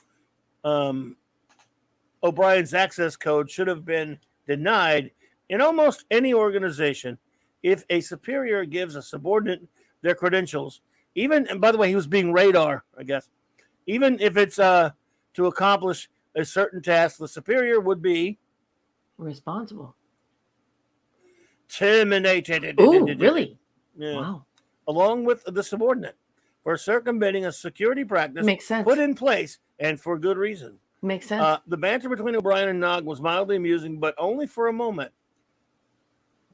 Did he yell, "Good radar"? Yes, sir. And did he say it like it would be funny? If, they should have a scene where he's saying his words to O'Brien before O'Brien says them, like Radar did. Boss man, just so you yes. know, the great Scuba Pete has just walked in the room, and it's obvious Leslie is with him. So everyone wave hello to the great Scubas. We love you guys. It's so good to have you tonight. Scuba. All right, my friend. Good to see you, buddy. Given what could have gone wrong for both of them, that was broken off a little bit. Sorry. The B plot of the episode saves it from getting a lower rating anytime. Jeffrey Combs reappears as Wayoon is an absolute delight, and this episode is no exception with his dual roles here. Yep, you get double the Combs in this one. A watchable episode, certainly, but the sitcom setup of its A plot diminishes it from what it could have been. Last week there were like 5 plot lines. Yeah, they had 5. 5 storylines. 5. At least they were down to 2 this week. Over 3 5. episodes. 5. Oh, 5. head desk. Shooter says C. Opening a gross massage scene. Right? Off to a good start. A B story, a B story. Yeah, that's also promising. Let's start with the silly B story, like it has filler. Watching Miles go up the creek was fun. The A story is more interesting. A clone that breaks away from its programming, seeking a new path for the Dominion. Unfortunately, it didn't quite make it because they were too busy with their dumb B story. That was part of it. Part of the problem, I think. Just A-B crap. Anyway, most disturbing is Wayoon 7 agreeing to kill Odo. Looks like we have 2 defective clones. Yeah, I mean, hey, yeah, good point. The big reveal of the founders are dying. This will... I won't say any more than that because it's kind of spoiler-ish, slightly. Overall, not a great episode. It has its good points, but sacrifices some of the episode for the ongoing narrative, which is more or less what season 7 is all about. Yeah, everyone remember, you can spoiler the episode we're talking about, but nothing forward in the season. Yes. If you can think about it. Just to let you know. So it's just important that everybody realizes that we have some people who are joining us to explore Star Trek for the first time, or they never had a chance to watch this iteration and it's their first time watching it. Best line in the episode, Odo, you're paranoid. Wayoon, of course I'm paranoid. Everyone is trying to kill me. Yeah, I like that too. That was great. Dave G. Sound. Solid C with a meh. Fun short romp, but not worthy of too deep an analysis. Love Combs, of course, but nothing really about this episode is laid out as a complex story to remember or follow up on. Thank you, Dave G. Sound. Joe Dredd, no, here Shooter, comes the judge. you didn't give out too many details. You were perfectly No, you're fine. good, Shooter. We just No, wanted to you're fine, let buddy. everyone know that not to spill the beans for Edie. It had nothing to do with your post. Your post was perfect. Nothing. Oh, I'm sorry, Shooter. I didn't mean you to think that. I didn't mean you to think that at all. No, buddy, you're fine. You're good. I just when Ed had reminded me of that earlier on his earlier post, I decided that I haven't been saying that enough lately. So while we're doing this one and we've gotten to that point about the changelings, I thought I would, when I'm reading some of these, I would reiterate that a little bit because this is the first episode where they start that. So Yeah. no, it's not you, buddy. I apologize if you thought No, it was. you were perfect, honey. Don't worry about anything. Shooter, you're the man, bro. Don't worry about that. We love Shooter. Shooter's a great friend of the show. And this isn't a review, but I just liked it, so it's going up on the marquee. Judge Dredd says O'Brien's access code is Keiko Simp 1234. I just liked it. I thought it was cute. Oh boy. Mark D with us C for our last review of this episode of the evening. I mean, not of the evening, of this episode, but this evening. C-. There are more Wayoons than Spider-Man clones. This episode is trying to discuss serious questions about the Wayoon's clone. They got the Wayoon clone saga like Spider-Man. Clone, its free will, and why he is against the war. It adds a silly nod quest, which on face value I enjoy, but has no place in Trek, without proper explanation of why DS9 can't get what it needs during the war. They have industrial plex replicators. Remember, they've mentioned them before. Yes. Can't you just replicate it? Yeah, it's so. You can't just how about that guy? The guy who wants the picture. That doesn't work either because he can go to a holodeck. They got them everywhere. Yeah, I put that in my notes too. That's like if you're a Trekkie, especially a TOS Trekkie, that's the first thing you're thinking about while you're watching the episode. And, remember what I said, folks. Corporations have been grooming the public for this last little while to believe that if they find anything wrong with something, it's their fault. It's not. If a writer writes something and they do such a horrible job at it that it pulls you out of the story, their mistakes or the things that they overlook or things they screw up, it's on them. It's not on you. And so if you find yourself asking questions about the story outside of the story, fail. Yeah. Fail. Well, are we ready for the next one? We are, boss. Next episode up, folks. Once more onto the breach, dear friends. Hey, Katie's here. Everybody say hello to Katie. Hey, Hi, Katie. sweetheart. How's school? How are you? Oh, and Alaric Harrison just dropped his review. It's okay. super late, but all right. That's fine. This is for the previous episode, folks. Alaric Harrison says, D, a very forgettable episode. I was so unimpressed with this episode, I don't even remember it. He's speaking of the previous episode that we just reviewed, folks. Good to see you, Katie. Cute. You got it, Alaric. Alaric, you're good. So, yes, once more under the breach. Go for it. Once More Into the Breach is season 7, episode 7, and it's prod code 567 if you're following along in the book.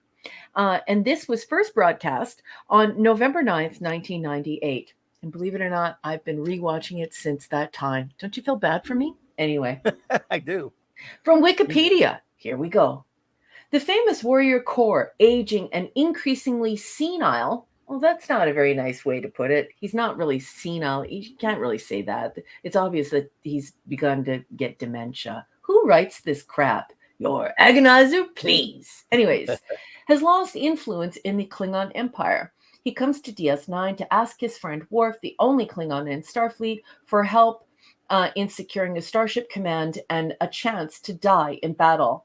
Worf brings the request to General Martok, who angrily rejects it. Kor once rejected Martok's application to become an officer based on Martok's lower class lineage, and the general still holds a grudge. As a compromise, Worf appoints Kor as the third officer of the Chetang, Martok ship, for a raid into Dominion space. Once aboard, Kor recounts old stories to the crew, enthused with having a living legend among them. However, this changes after the first battle, when Martok and Worf are temporarily incapacitated and Kor is forced to take command. Kor's senility causes him, really shouldn't use that word. Kor's advanced years and possible dementia cause him to relive an old battle. He probably has PTSD because he's been in the military his whole life, and give inappropriate commands. So whoever wrote this Wikipedia page, I'm sending you shin kicks. I'm putting you through the Klingon rite of ascension, and I want your agony. Go in the agony booth. Get in the agony booth right now. Disaster is averted when Martok and Worf recover and resume command. Kor's pride is severely hurt as Martok and much of the crew mock him.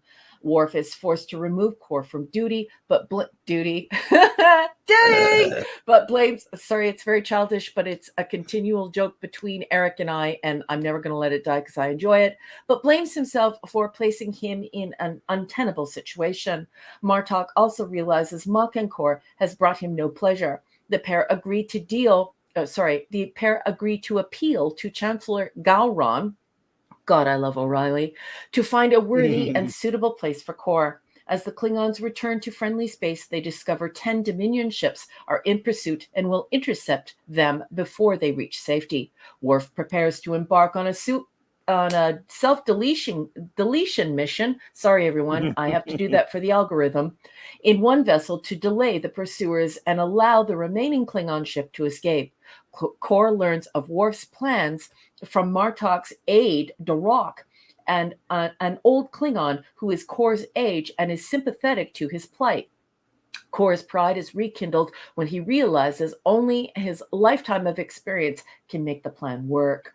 It is also the warrior's death he's longed for. He sedates Worf and takes his place on the mission, assuring Worf that when he reaches the halls of the honored dead, he will find Worf's late wife, Jadzia Dax. Not Jadzia Dax. He will find his late wife, Jadzia, and tell her that Worf still loves her. Martok and his crew observe the battle from the Chatang. Against all odds, Kor succeeds in delaying the enemy. Martok is the first to toast Kor's bravery, and the crew sing to Kor's victory. And that is all Wikipedia has to say about Once More Unto the Breach. I'm going to turn it over to the captain now. Captain, my captain, mon capitaine, please tell me, what did you think of Once More Unto the Breach? Well, it's tough not to enjoy an episode with John Colicos back as Right. Kor. I really did enjoy this one. It was a drama, of course, but it was Klingon drama, and it was just it's just there's Minimus. And I found this one to be thoroughly, again, if you're gonna do drama, at least do it well. And character drama. Just liked it. I mean, just so entertaining. He's just so good to see him one more time. Yep. And it was him and Martok and Worf. I'm not one who just goes out nuts for all the Klingon episodes like some people do. There are people just if it's Klingons centric episode, they just go nuts over them. Not necessarily for me either. For me, but we can save that one. We'll get that in a little bit. Yeah, I hate it when it does that. Sorry about that, boss. No problem. I found this to be thoroughly enjoyable. He's just great. It was just great. So, notes. Yeah, I really like this one too, and it's been a long time coming because so many of the episodes suck. But this one does not suck, and of course, it's John Colicos, so I am thrilled to see him. He's just so great. I do have some criticisms, right? Which is that Sure. John Yanni wasn't at the Jadzia's funeral because of bad writing. No one gets a proper funeral on this show. No one has any friends. No one has any family. I hate that they do that. And they bring it up here, which is rubbing salt in the wound. So it doesn't make any sense to me. Egos and icons, monarchy versus meritocracy. These are wonderful, wonderful issues. I just absolutely love this. Who Esri loves, of course, can't go a single episode without the crew talking about each other's love lives. So that's one thing I didn't like about it. This idea of pride and dementia. These themes of revenge and cruelty and grace, or a lack thereof.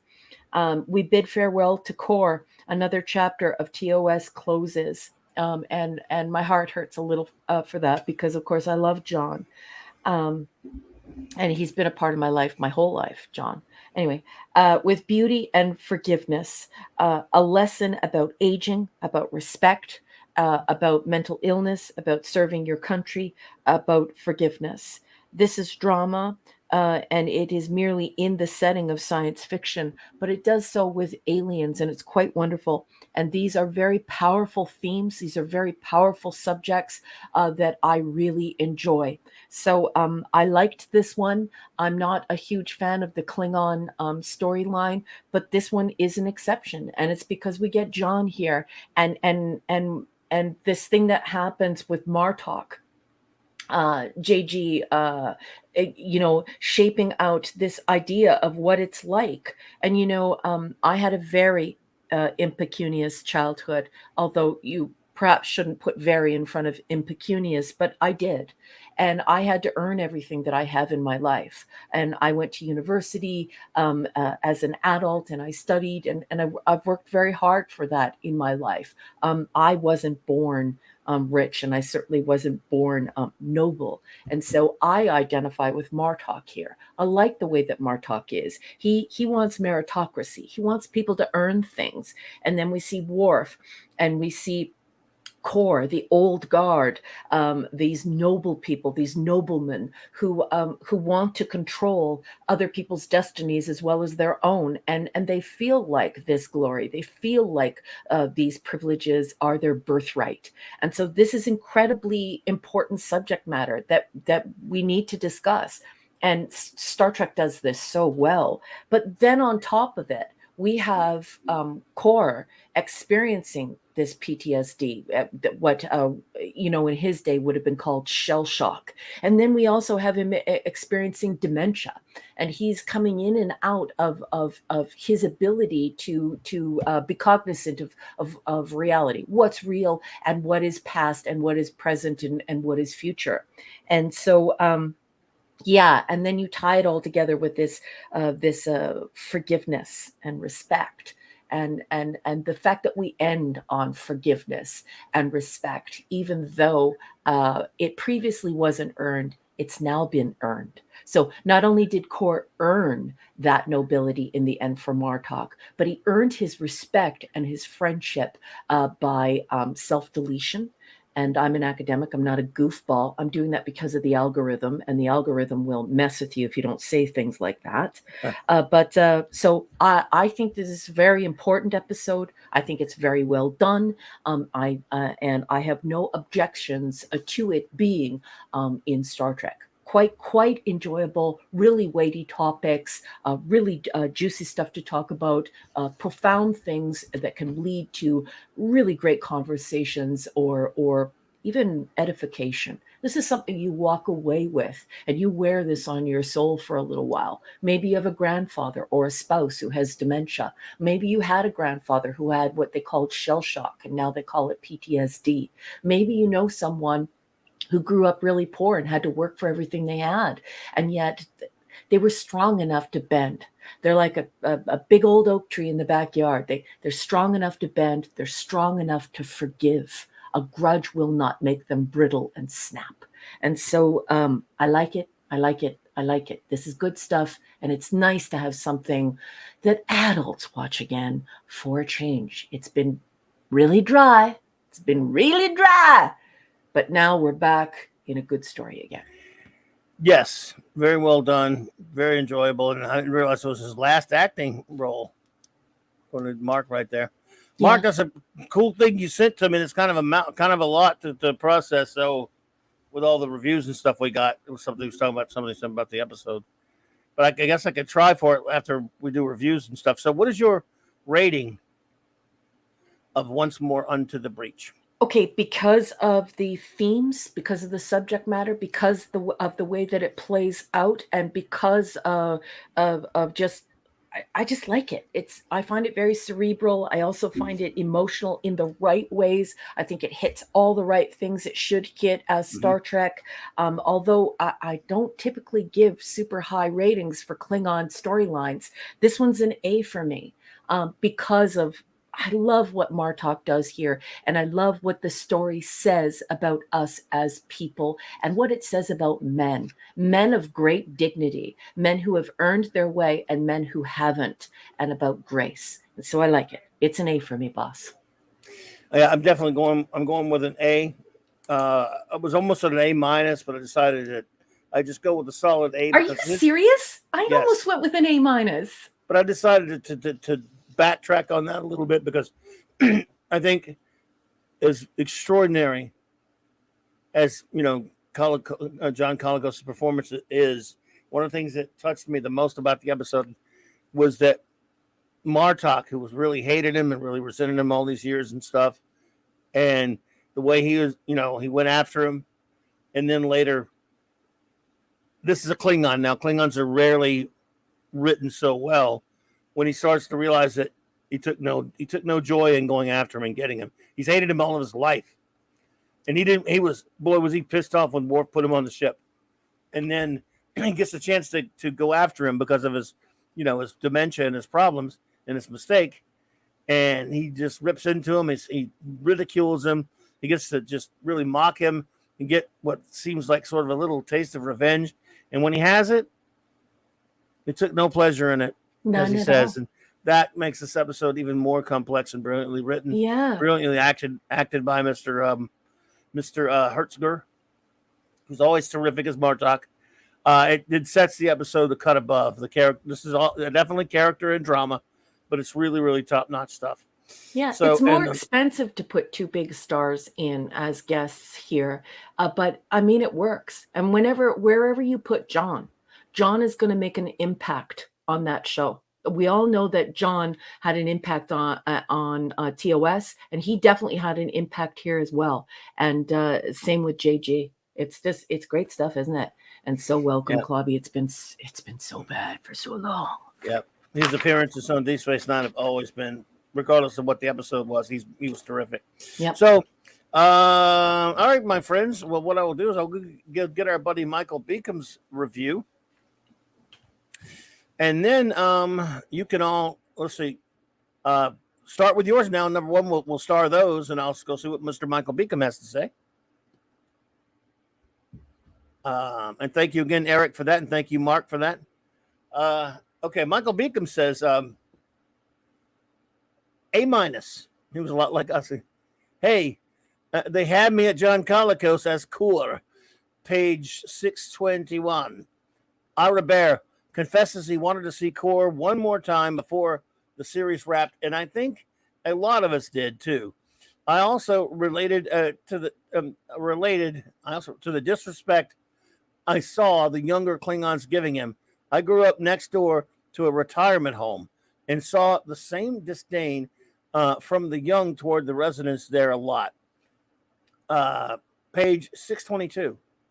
Hertzler Martok said this was his favorite DS9 script, and he related to it as his father was Air Force, but never an officer, and similarly, Martok was not an aristocrat like Core.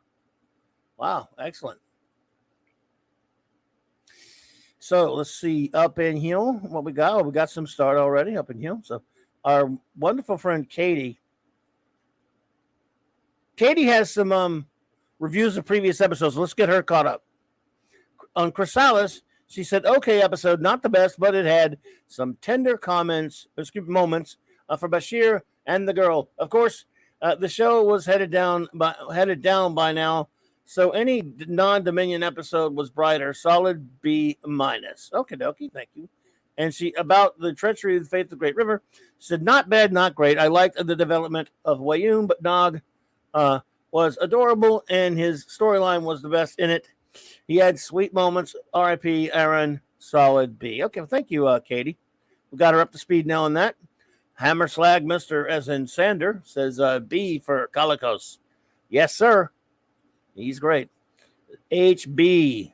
Hungry Boy says, no critique, but 3 of my fam served and suffered shell shock, and one of them later suffered dementia, so thank you, Raquel. Indeed. My pleasure. The great Lord Thoth says, B+, good episode. One of the best of the season. I love John C. Plus, that quote, once more on 2, is one I use all the time. Sad that the good episodes highlight how bad the bad ones are. Amen to that, sure. LT. Indeed, LT. It's just thank you so much. Fiona says, I liked it. It was very refreshing. But the cynical side of me knows this only has meaning because of much better writing done in the TNG era. Let's see. Got to find your second one. Hang on, Fiona. Okay, there we go. Got your second. I'm surprised I can empathize with the Klingon barbarism as much as I do. I think we aren't supposed to. I think we're supposed to be a little shocked that we do. That's a fair. I've always thought along those lines as well. I mean, They're not. They're kind of simplistic in the sense that it. Well, they kind of addressed this on Enterprise actually. How not all Klingons are warriors, but before this time period, for this, that's all you saw was Klingon warriors. But they have a good episode of Enterprise that kind of talks about that a little. Fiona also says, if the writing is better, we would. If the writing is better, we would. Some great dialogue for a change, though. There should be more ambiguity placed on the virtue of the Klingon view of death and war. Indeedishness. That should be an alien view to us in the West. However, tradition and dignity and respect for elders are somewhat universal. Compared to the other eps, this is a masterpiece, A-, B+ range. So, totally there with you. Thank you for the wonderful Fiona. Appreciate that so much. Hang on. Let's see who's next. All righty. Victor Fontaine says, A. I like this one too. Well written and well acted with several layers. Rich and poor, young and old, pride and aging. A good send-off for Kor, the Dahar Master. Indeedishness, sir. Some really wonderful themes. Hey, Vic, it's most enjoyable. Absolutely. Zathras says A+. Kor takes the easy way out of the show. A death worthy ends of song and a place with the honor dead. Kang then makes fun of him for eternity. Kang would do that, yeah. I love you, Zath. Love Zathras. Kang, enigmatic drop bear says B+. Wait, what? A decent late season DS9 episode? I know. The warrior emeritus taking steps to ensure he doesn't fade away whilst enduring and navigating the ramifications of his past decisions. Martok instructed Worf to keep Kor away from him, so it seems odd that Kor would be assigned to the bridge on Martok's ship. Yeah, Martok puts up with a lot of crap Worf does. It seems more illogical for him to be assigned to a different ship. Yeah, but Worf, he's hard-headed, and they're family now.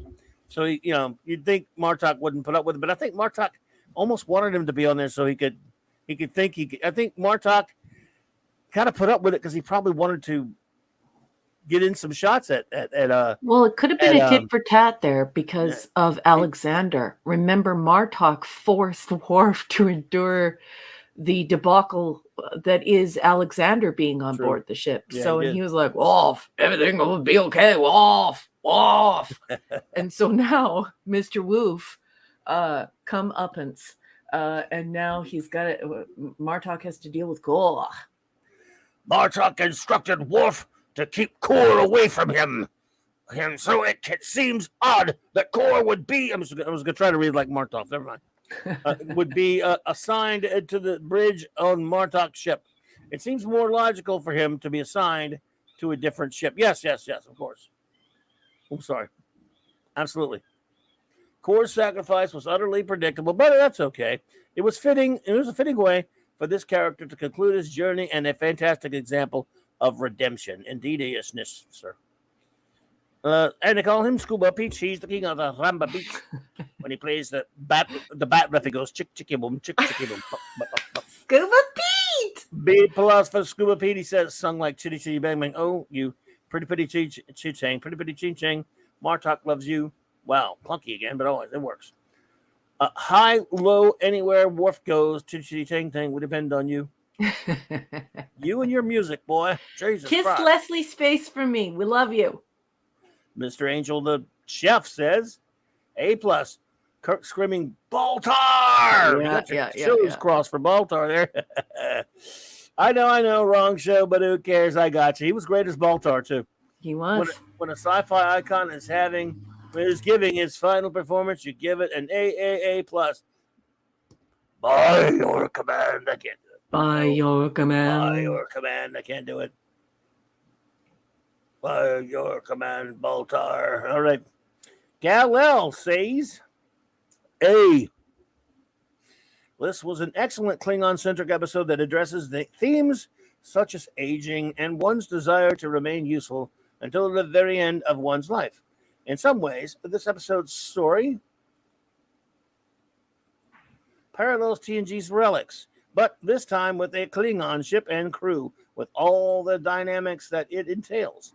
Martok, although resentful of Kor because of a perceived slight against him, ultimately takes pity on Kor after the ominous warning he receives, and even salutes Kor after the latter's demise. The relationship between Darok and Kor is really what elevates Kor's status. Sorry about that, Stephen. I fumbled all over the place with that. I'm sorry. At the end, without the former's encouragement, it's possible that Kor might not have made the sacrifice that he did. This episode was truly enjoyable as it further illustrates the inner. One more, buddy. One more. Oh. Okay. Workings of a Klingon vessel and its crew, and allows Kor to end his career in a way deemed worthy of a Klingon warrior. Yes, sir, Bob. JT Kirk says, "A." Oh, I'm not even going to try to pronounce that. What is wrong with you, boy? Don't make me come up there, JT Kirk. I'm just kidding. But I don't know how to pronounce that, buddy. Or once more onto the breach. The English translation from Henry V. 3 is a top 10 DS9 app for me. Olech. But I laud you for doing Shakespeare in the original Klingon. Raquel eloquently stated the reasons for the rating, which I also share. I love the final scene where Martok ends his grudge and the crew is drinking a toast and singing a Klingon farewell. That's yes, right. Very nice. Right? Like it doesn't it feel good? It feels good. It feels so hopeful. I've always thought that it's very good to forgive a grudge. Don't ever hold a grudge, because that's something that's happening to you, not to the person who not the person who you're upset with. And so Right. I think it's a wonderful example to anyone who's watching it. Just a nice little reminder that everyone everyone should, you have to let go of it. Even if you can't forgive someone, it's good to let go of it. Clinging to it, holding it tightly, gripping it up against your chest, not a good idea for anyone. Not good at all. I've learned that. Well, I've seen that a lot. Oh, JT Kirk got another one. It said 2 of 2 before, dude. You almost barely saw them. Shakespeare was originally written in Klingon. Yes, we all have seen the movie, boy. JT Kirk rocks. The AI shows B1. A thoughtful episode with some examination of class distinction as well as the perils of aging. Also, how males used to power or position deal with the deterioration of their bodies and minds. Thank you so much, A1. Lisa says, B. This season's highest rating. No issues with the melodrama. Great families became that way, just like Mortag earned his greatness by blood, sweat, and tears. Kor's speech about youth deserves a rewatch. Yes, that was a good speech. Mm-hmm. And Larry says, Kor! Unless KOR is his rating. I think KOR is his rating. That's the top Jill, rating. Jill says, A. Worf's strength is in his ability to strategize in even the most dangerous and dire situations. And this is an instant where his Federation and human morals benefit a Klingon setting. While it is wonderful that through the tragedy of his illness, Kor was able to find glory in dying in battle, why would they choose to make such a monumental death off screen after that build up? Good point there, Jilly. I don't know. Bush Pan Down says solid B. The presence of the Klingons at least makes this episode more masculine. I would Indeed. like to speculate that one of the reasons might have been the fact that they had to have two speaking actors on set. So, There you like go. when you have two guests, usually it's Yeah. one or they try to do none, or they'll try to do a bottle episode to try and save money. But if you have a bunch of Could extras be, yeah. and they're all in Klingon makeup, and you have to have the makeup team come in and do all the Klingons, and then you also have two speaking actors who require a decent amount of money, you have to be careful with how you spend that money. You know what I mean? Anyway. Absolutely. No, gotcha for sure. The bronze Richard himself, Eric K, says, "Hey, what happened? What happened? Did the DS9 riders walk out for the week and they had real riders come in? Great story of the old warrior overcoming for one last victory. Yeah, yeah, Right? yeah. Reminds Where me of did the this come Viking. from? I don't know. Reminds me of the Viking warrior of Samford Bridge holding off the entire army. Yeah, I think it was so cool to see John Coligos. He elevated it. Of course, it's a good story. Katie says, OMUTB. Is that a rating? Alrighty, I love the Klingons. What does that mean, Katie? Do you know? Do you know number one? Oh my, under the bed? What's I more don't under the know. breach? Oh, that's what's more under the breach. Okay. Okay. Oh, it is. It is. I'm It sorry. is. It I'm in is. It is. Katie. I'm a dummy. Sorry. Yeah. Alrighty, I That's love okay. the I Klingon. didn't catch it either. Yeah, no one ever puts the episode on there. That's why. But she had to because she did some earlier. She did multiples. Yeah, sorry about that, Katie. Anyway, brain fart. Alrighty, I love the Klingons. They are my favorite species outside of the Borg. So any more development into their culture and customs is great. I really liked Martok, and JG played him well. B. Wow. All right. Thank you, Katie. Minimus said John Coligos was great until the Cylons chopped his head off. And then he was great after that because he lived. He came back after that, and you know it. Larry says everything good is derived from Shakespeare. Larry, I agree. I love you. Let's see here. AI show. Oh, you had a second one? I didn't know. I'm sorry. Likely not to Shakespeare's King Lear in this episode. The unfairness of aging and how older people are treated, but also how acceptance helps to leaven the loss of years. I'm sorry about that AI show. I didn't realize you had a second one. Maybe it's because it was I don't know. Always put what number it is at the bottom if you can. Kind of structure. Well, anyway. Sorry about that. Let's see. Shooter says C+. A Klingon episode. Seeing Kor again was nice. Feels like a throwback to his first appearance. The old warrior seeking an honorable death, growing old, and mental illness are the focus. The Klingon culture is further explored here to a minor degree. At the end of the day, it is an okay episode. I don't have much to say about it, if I'm honest. The action helps boost the score. Okie dokie, cool. Fair enough. Simply Steve says. Boss man, Maddie's daddy just walked through the door. Hey! And he has a Kids in the Hall request. And so here it is. These are the Steves I know. These are the Steves I know. These are the Steves I know. These are the Steves I know. Well done. Well done. Good to see you there, buddy.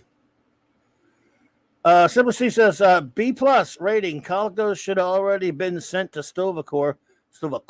Yeah, good. But it didn't want him. It didn't want him either. His fading mental faculties made him a pariah in Martok's eyes. John was a great actor as Kor. Yes, sir. He was. Yeah, buddy. Fancy Outside Area says, A. Was there any doubt of Kor being successful? The Dahar Master, which means a Klingon that faced Kirk and lived. I like it. Also, how do we know he's dead? How many times has Baltar, I think it means Baltar, did he cheat Satan death? I does not know. Oh, Steve, I'm so happy you're here, honey. Will you kiss Maddie for me? She's such a beautiful, exquisite little girl. She's getting bigger every year. We won't be able to call her little pretty soon. Indeed. The only thing missing was a guest appearance of Jonathan Harris as a Klingon friend of Kor. Yes, Lucifer. Yep. Jonathan Harris was great. I love him. Asking, "Do you really think he's dead? Many have made that mistake before. Harris never appeared in Trek. No, he should have though, just to make that Lost in Space crossover complete, which will happen soon, actually." Dave G. Sounds says, "I love this episode. A great story within established canon with in-depth and interesting character interactions and conflicts. A good single episodic adventure, good sci-fi story and production. Thank you so much." And Jesus says, "Joseph Dredd, here comes the judge." John Colicos and Hertzler, incredible combo. Great story, great writing. Colicos also was an original BSG. Yes, he was. Colicos was the voice of Apocalypse in X-Men animated series. True and true. Love him. All right, final review of this episode this episode by our great chief engineer. A+ by the great. Damn it, Mark. Damn it, Mark. Top-notch acting, although it might have been better in the original Klingon, based on the legend of Davy Crockett and the Battle of the Alamo. This episode does a perfect job. Davy Crockett, king of the wild frontier. In relating the tale of Kur's last stand, Kur's line in response to the abuse of Bartok and other Klingons alone earns this episode an A. Savor the fruit of life, my young friends. It has a sweet taste when it's fresh from the vine. But don't live too long. The taste turns bitter after a time. Kur. Let's see here. Martok, realizing that his planned lifelong revenge gives him no joy, adds another level of greatness to his characterization, to his character, and this story. Yes, and he sent me something, Mark. I guess if I read it quickly, I can do it. He's talking about. He said, "Oh, this is from the book." Okay. As is hinted at in the conversation between O'Brien and Bashir in the teaser, Ronald D. Moore based this episode on the legend of Davy Crockett and the Battle of the Alamo. Did Crockett surrender? Was he executed? Did he die on the Alamo wall swinging his flintlock over his head? It depends on whether he's a hero or not. Okay, weird. Or if he's a legend to you. If he is, then he went out a hero. If you don't think that, then he's just another guy, and it doesn't matter how he died. It felt like we could send Kor out the same way. It doesn't really matter how Kor died. It doesn't really matter what he did in those final moments of his life. What matters is the legend. Star Trek Deep Space Nine companion pages 621 and 622. That's what Mark. So if we believe the text, that's why the lacuna. That's why we didn't get to see Kor die, is because it was homage to Davy Crockett. Davy Crockett. So that makes sense, yeah. King of the wild frontier. All right, well, we ready for our let's do it. Final episode of the Even E? Ready. While you're doing that, I'm going to take medicines. Oh, okay. Everybody, you got my 6? Let's do this. Good. Okay, so this episode is the Siege of AR-558, and everyone already knows that it's because it is prod code 558. This is Steve. No literary jokes. That's too nerdy. This is season 7, episode 8. This is production code 558. And we all started watching this for the very first time on November 16th, 1998. Now I'm going to be reading from Wikipedia, and I'm going to be doing it extemporaneously. That means I haven't read it before. It looks really long, and the writing usually sucks. So saddle up, lock and load. The USS Defiant, commanded by Benjamin Sisko, is dispatched to bring supplies to Starfleet soldiers on planet AR-558, the site of a captured Dominion communications relay. The Ferengi civilian bartender Quark accompanies them, having been sent on a fact-finding mission to the front lines. Sisko, Quark, Dr. Julian Bashir, Counselor Ezri Dax, and Quark's nephew Ensign Nog find the Starfleet garrison in bad shape. Of 150 soldiers sent to the planet, only 43 only 43 still alive. So we need some correction on this Wikipedia page, but that's okay. We're going to keep going.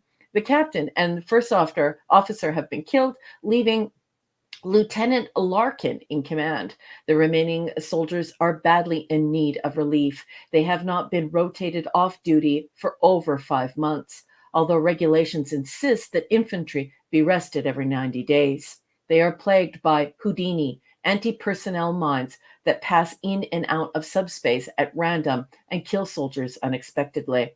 Although Nog looks up to the battle-hardened veterans as heroes, Quark warns him that humans deprived of their creature comforts can become brutal. When the Dominion soldiers, the Jemadar, arrive to attempt to retake the installation, Sisko takes command of the garrison, ordering the Defiant away to safety. Over Quark's objections, Sisko sends Nog as a part of a scouting party to assess the Jemadar's strength. The party gains the needed intelligence, but is ambushed. Larkin is killed, and Nog loses a leg.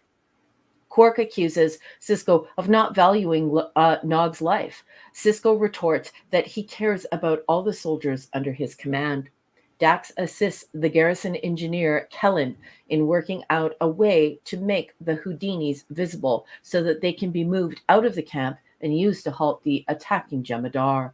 As the Jemadar begin advancing, the Houdinis begin to explode in the distance. The Starfleet personnel prepare for the upcoming fight while Quark waits with Nog in the infirmary. In the ensuing battle, the Jemadar break through the Starfleet defense lines. Quark shoots a Jemadar soldier in the infirmary, protecting Nog. Although many Starfleet personnel are killed in the battle, they succeed in holding the installation.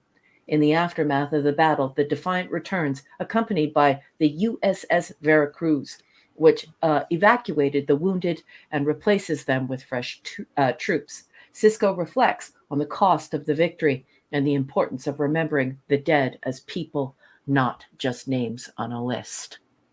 And that is all Wikipedia has to say about the siege of AR 558. And hopefully the boss is back from taking his meds. Boss, you ready to go? Eli McInnes, welcome. Good to see you. Hello, Eli. Sorry, I was looking down reading, so I didn't see you. Yeah, no, good to see you. Nice to meet you. If everyone can please wait till we call for the reviews, it really helps us. I can't.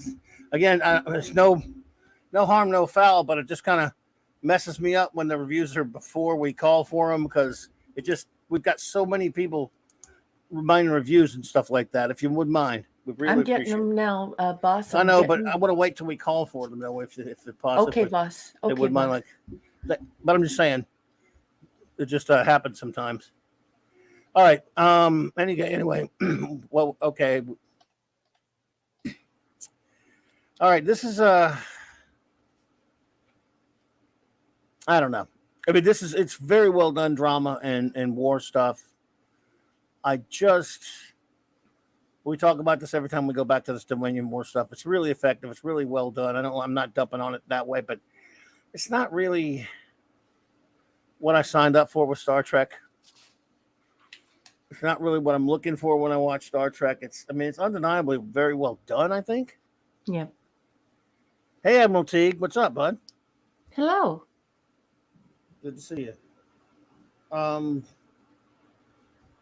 But I don't know what to say about it. I really have kind of mixed emotions on it because on the one hand, it is, it's pretty good drama.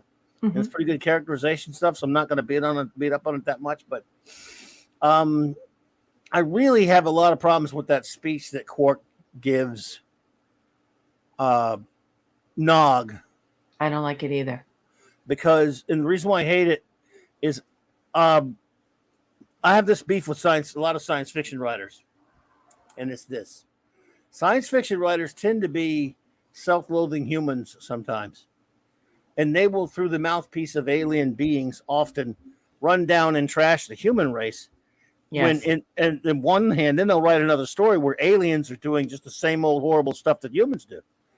Yes. And they're doing, in other words, so how about, but they do it, they think they're so clever, saying, look how horrible and rotten humans are. Well, yeah, we are. We're capable of rotten and good and bad, but they don't seem to be very positive about humanity, and they're not really humanist the way Gene Roddenberry is.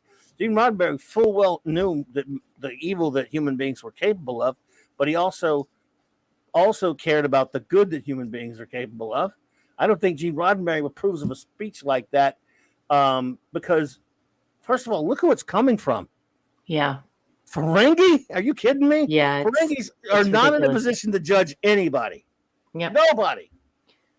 But science fiction writers, and they're humans, because as far as we know, right, tend to come with this arrogance and this almost this they claim to be humanist, but this anti-humanist cynicism sometimes, and I don't like it. They've done it with Quark a couple of times, but that's not just them. They've done it on many of my favorite. Look, they've even done it in Real Trek a couple of times. You know, on Quark's homeworld, women don't even have basic rights. Right. So look who's talking. Yeah. Okay.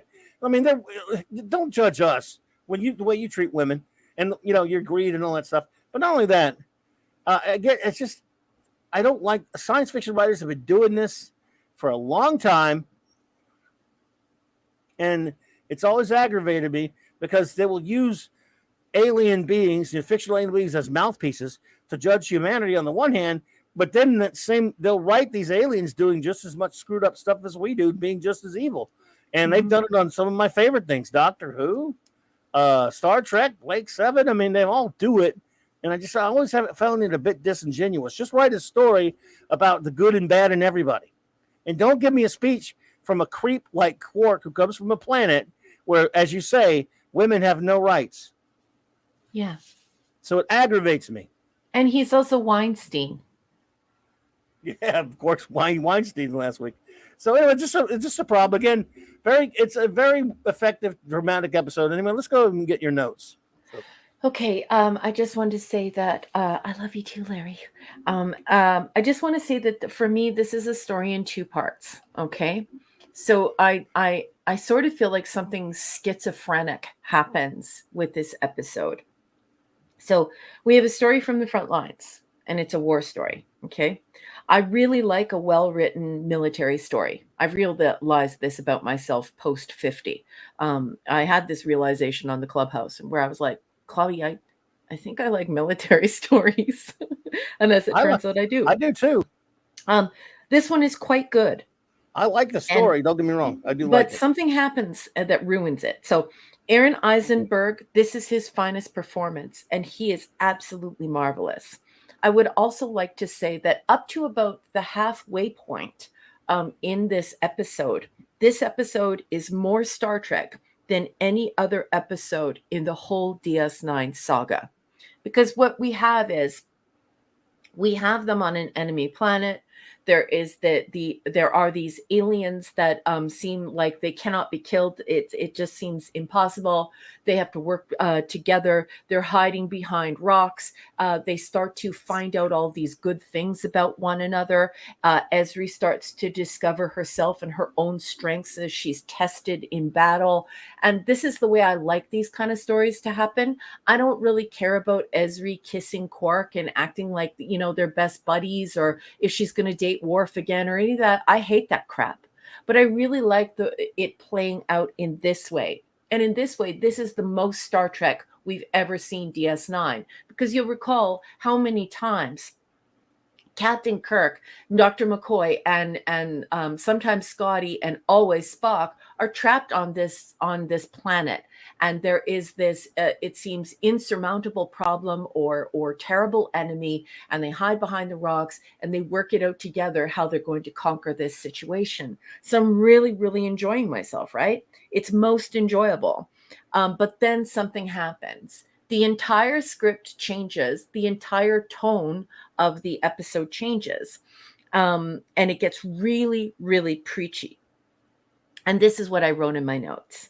My problem being is I don't wallow in defending my freedom or the actions of heroes who are protecting my safety and security.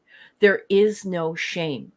And I'm saying this right now as a Canadian who has voted Liberal for more than 30 years. So don't wave any weird political crap at me. We don't talk about politics here. So don't accuse me of that, and don't send me letters, because I'm not who you think I am, okay? I'm a Canadian Liberal, And I'm going to say this again because you have to accept that I'm saying it. Even who I am, I'm saying it. I do not wallow in defending my freedom or the actions of heroes protecting my safety and security. There is no shame. Remembering is essential, but regret is not. It should never be tainted by regret. Evil exists in our reality, and it must be fought. We must fight evil. Yes. And to pretend that evil doesn't exist is not a part of the storytelling of Gene Roddenberry. Evil absolutely does exist. And so the first part of this episode, I feel like, oh my goodness, here we are behind the rocks, and we're learning about one another, and we're showing the best of humanity, that we will give our lives for one another, that we inspire each other to problem solve, that we all have skills and we bring those different skills to bear when we're challenged or when we face great adversity, and we come together and we make something beautiful. And then something very odd happens to this story. And what it does is it supposes that somebody has a childlike mind, and that you have to be told that basically, the cost is too much. Well, I just want to say, and I'm not being political again here, I'm just saying that the cost isn't too much. If the cost is your freedom, if the cost is your liberty, if the cost is preventing subjugation, if the cost is preventing genocide, if the cost is preventing mutilation, abuse, if the cost is that, then you can't pretend like what you're doing is wrong and you're just doing it because someone told you so. So I'm going to read that again. My problem with this episode is that I don't wallow in defending my freedom or the actions of heroes protecting my safety and security. There is no shame for heroes. Remembering is essential, but regret is not. In this episode, they make remembering seem like regret. It is not. Don't ever taint the memory of heroes with regret. It's not your thing to do. It's not for you to do. Evil exists in our reality, and it must be fought. And that's all I'm going to say. And I'm not going to give a rating for this episode. Wow. Westward, Westward Smile. Is that how you say it? Thank you for the super sticker. That's very nice of you. Appreciate it. I think you're new here, if I'm not mistaken, and I appreciate that. Very kind of you.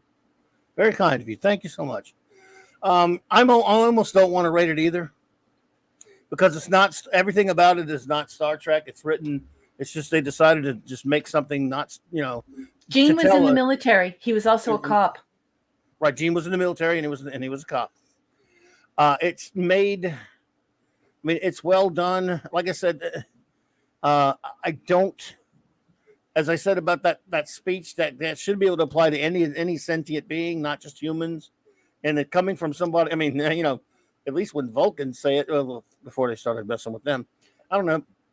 It just doesn't. It just humans this, humans that. Shut up. You're human too. You wrote it. Humans wrote this, and in coming out of a Ferengi's face, it's just stupid. It's asinine. But that said, the episode is pretty poignant. It's pretty powerful, and yet, does this belong in Star Trek? I'm torn up over it. Yeah, it is. I'm schizophrenic over it. It's schizophrenic, though. Like, just admit it, that the first part of it feels like you're going somewhere, and then the second part of it makes you ashamed. Why? Right. Why? I'm a woman, and when I think about someone giving their life to protect me so I won't be subjugated, so I won't have a boot on my face, and so that I can vote, and so that I can have freedom to walk around without a guardian accompanying me, and I'm completely free to wear whatever I want and do whatever I want. Someone gave their life so that I could do that. Yep. No one has the right to put regret or shame on the heroes who gave me that. They gave me that. That's They Hollywood gave for me you. that. It doesn't matter how you vote. How could you do that? How could you say such a horrible thing? It's like Yeah. saying that they died for nothing. Do you not realize how like messed up that rhetoric is? That's super bad. Your schizophrenic episode is horrible. It's so immoral. It's so unethical. What are you doing? Yeah, I'm standing lockstep with you. Don't feel good about giving it any kind of a rating because it's very well done piece of fiction. I don't think these characters ever should have been through something like that. It's good to see Billy Mooney, by the way. But what I'll do now is I'll ask all of my good friends if you have a rating for the episode and any words you may have, go ahead with it now. I'm just going to give it a. I'm just going. I'll rate it. I mean, because it's only fair. I'm going to go ahead and give it a C for being at least quality entertainment. Very well done. Although it doesn't really have any place in Star Trek at all. So I don't feel good about that. I'm queasy about it. But number one will now start starring your comments, and I will go get our buddy Michael Beacom, who has a review. So while she's doing that, and then we'll read your reviews as we always do. So please now start sending your reviews. The Siege at AR558 by Michael Beacom. He says B plus and also F. Apocalypse Trek, he asks. He says, really? I give it a B plus for being well shot with great sets and visuals. I give it an F for being as un-Trek as anything I have seen on this series. Bear's mask slips completely. As he speaks through Quark, showing his real philosophy is that without our comforts, humans will become as nasty and as violent as the most bloodthirsty Klingon. You are unworthy to be downstream of Gene Roddenberry's genius and vision, Ira, says Michael Beacom, and boy, do I agree with you. Trek was the idea that, just maybe, humans can reach beyond our base animal drives. Yes, not today, not tomorrow, but eventually. You obviously don't believe it. I mean, he's speaking to Ira. And it is no surprise that director Colby was a nom-vet. This episode reeks of it. I expected to hear the Doors playing, not Vic Fontaine. And this is the episode that you get Bill Mummy for. Yeah, no, you get Bill Mummy for this one. It was so good to see Bill Mummy being on a Trek episode, and they put him in this, and then kill him. Arg. This is proof that an episode of DS9 can be well acted and shot, and yet be nothing like the Star Trek it needs to be. That's spectacular, Michael Beacom. Here, sir. I could not agree with him more. Because it's very well made. I think that was stupendous stuff there, in my opinion. Number one, I don't know about you, but I think Michael Beacom nailed it. Let's see here. Katie says, okie dokie, the first time I saw this, I liked it. Rewatching it multiple times, it was too dark, and I honestly think the only reason it holds up is Nog and Aaron's acting. He did so well. Okay, that says 1 of 2. I don't see your number 2. Your number 2. That was at 11:32, which would be 10:32 to you, I guess. Number 1, and I see her third one. I'll leave. Well, no, Katie, I think I got all 47, 48 actually, and now you should be sitting at 47. I'll go back and look, but that one I think that one came out the gate really early, so I think it actually did come out early. You might have missed it. Yeah, so I might have missed it. So let me go all the way back to the beginning. Until then, okay? I'll save your number 3, Katie, and we'll try to find your number 2. I'm so sorry, dear. Sander Hammerslag says A+, great episode. Quark probably has the best line of the entire series. Let me tell you something about humans, nephew. They're wonderful, friendly people.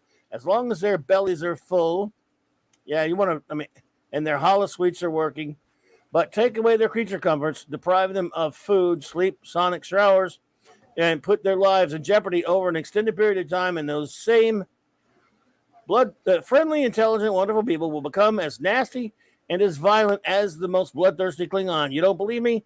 Look at those faces. Look at their eyes. How about look at the people who subjugate women and don't let them dress in clothes? Yeah, And how don't about, use the Ferengi, because the minute that you yeah, bring up the Ferengi, what you're doing is you are using code, and you are first of all, using code that is well understood who the Ferengi represent, in the fact that women are not allowed to vote. They're not allowed to leave their home. They're not allowed to wear clothing. They're not allowed to work. That is a very dangerous thing. When you start playing around with semiology and you start mixing it with politics and you start pretending like you understand critical theory and semiology, and you want to insert sociology into television, then you're going to have to face people like me. And I have lots of questions about playing those sorts of games. That is not a very good game. That's a very dangerous, very sicko game. And boss man, I found Katie's follow-up comment, but oh, it got it? wasn't numbered, boss. So it's Okay. there. Oh, okay. I think that's the one, boss. Okay. So her second one is let's see, I got her first one. And by the way, but look, Sander, we appreciate all opinions here, and your opinions are welcome. So I'm glad, and I appreciate you reviewing it. So don't ever think. I want to make clear that now, because some people don't know us, and you may not know us that well. We discuss things here, and whether we agree with you or not, I am absolutely thrilled you're here giving your opinion. That's something I feel strongly about, because that came from Hollywood elitists. That line, that it flies in the face of what Gene Roddenberry believed. It did, and it does. Absolutely. And to use the Ferengi, especially given the Ferengi lore, given the Ferengi homeworld, given everything we know about the Ferengi, it's quite atrocious. It's vile, actually. Agreedishness. Thank you, Eric. Let's see. Okay, so her first one was, again, it was okie dokie. The first time I saw this, I liked it. We're watching it multiple times. It was too dark, and I honestly think the only reason it holds up is Nog and Aaron's acting. He did so well. I think this is an episode of Star Trek that is there for people with PTSD or war trauma, and that's when ST can shine. However, I think the Dominion War took over, and the Roddenberry vision was lost. I totally agree with you on that one, my friend. And she also said, so she gives it a solid B. Thank you, Katie. Appreciate you. And thank you, Eric. I got that. Thank you, buddy. Appreciate it. It's always got our back there, the great Eric K. Bubba Doom says, "Oh, Clobby, that's not a bad point at all. Nice F." He gives it an F. Yeah. So there you go. I Got hear you, man. Bubba Doom. Something that Fiona pointed out something interesting. She said that speech is the same one the Russians used to give about Americans during the Cold War, minus the holosuites. Good point. Well, and it's Hollywood. They're all, and Ronald D. Moore and Hollywood are a bunch of pinko jerks. So there you go. And I said it. Lisa That's never happened before on our show, everyone. We usually refrain from voicing any kind of opinion like that. I'm just Hollywood? trying to. Yeah, exactly. I do make fun of Hollywood from time to time. Oh, good. No, I do make fun of Hollywood. But yeah, you're good right. for you, honey. But no, but you don't have to, though. Okay. Lisa said, well, I was having trouble rating this too. Is this our only unrateable one we've ever done? I think it might be. Especially for somebody like Lisa. Like, Lisa is watching DS9 for the very first time with us. And she's been having a ball. So, like, she's been having a really good time. Like, her and I laugh and laugh and laugh. I mean, I feel bad for her. Oh, yeah. She's going to blame us eventually for all this. I don't think so. She loves us, but Bubba Dub also says, I give it an A just for Nog. But it was a good performance by Aaron. Yeah. Eli McKenna, thank you for being here. Eli says, some things are worth the ultimate price. 100% agree. Well said. Well said, number one. And totally tone deaf, says ED. Yeah. You must be referring to something we were talking about in the episode. Yeah, Um, like the way that they referred to heroes. Yeah, and we got a lot of divergent opinions here, which I like it. You know, we yeah, do. amazing. Enigmatic Dropper says D-. This episode, to its detriment, strains verisimilitude to its limits. It exists as an example of shoehorning a story with 20th century themes and concepts into the 24th century, something that annoys me often. Why would the Dominion continue using a compromised comms relay station? How is it reasonable to believe Starfleet can't rotate troops out of a combat zone, lose the keys to the transporters? I love it. So cute. Well done, E.D. Why would ground troops be committed like this in the 24th century? Why would ground troops still be a military instrument? Where are the force fields? Well, not only that, like even if you're in a runabout or a small starship, it's very easy for you to pick out the life forms, find the ones that are Jamadar, and start your laser from space. So yeah, you can't help but ask yourself that. You do start to pick it apart once you see the schizophrenic end, and you're like, why did they do that? Would a Starfleet officer of the Gene Roddenberry's 24th century really collect trophies, souvenirs from the people that I don't care if they're Jimadar or whatever, that he's forced to kill in combat? With the Ketracel White, I don't think so. Baldric, he was building a Baldric of Ketracel White, Right. which is absolutely nuts. Gene would have never have allowed that. No, that doesn't fit in Star Trek. Not a Starfleet officer. There we go. Why didn't the Dominion destroy the relay station from space? And using Quark as the story's moral compass, really? And on and on, the contrivances and believability issues go. Oh, this is such a good review. It's exactly how I feel.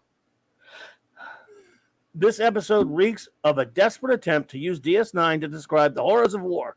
Yeah. Fair enough, but use futuristic concepts. Don't be lazy by putting Hamburger Hill into a Starfleet uniform. Yeah. Excellent. I'm with you, buddy. ED, I doff my cap to you, my good Well friend. done. Thank you so much for the wonderful review. You're wonderful. On the other side of it, our good buddy Steven Kal-El says A+. Okay. This episode tells an incredible story about the horrors of war and the toll it can take on those involved. Excuse me. No matter how strong their resolve to be victorious may be, not only do the numerous battles escalate quickly between the battle-weary Starfleet officers and the opposing Jimadar, but so does the tension between Quark and Sisko as a result of Nog's injury. Hang on, I'm trying to find your next one, buddy. It's got to be in there somewhere. 2, 3. The stakes are indeed raised for all of the officers involved, including the soldiers that have been on AR 558 for far too long, as well as the crew of the Defiant. This episode was captivating. To watch, not just because it was a great episode which told a fantastic story which held its audience's attention, but because there would be repercussions for these characters down the road.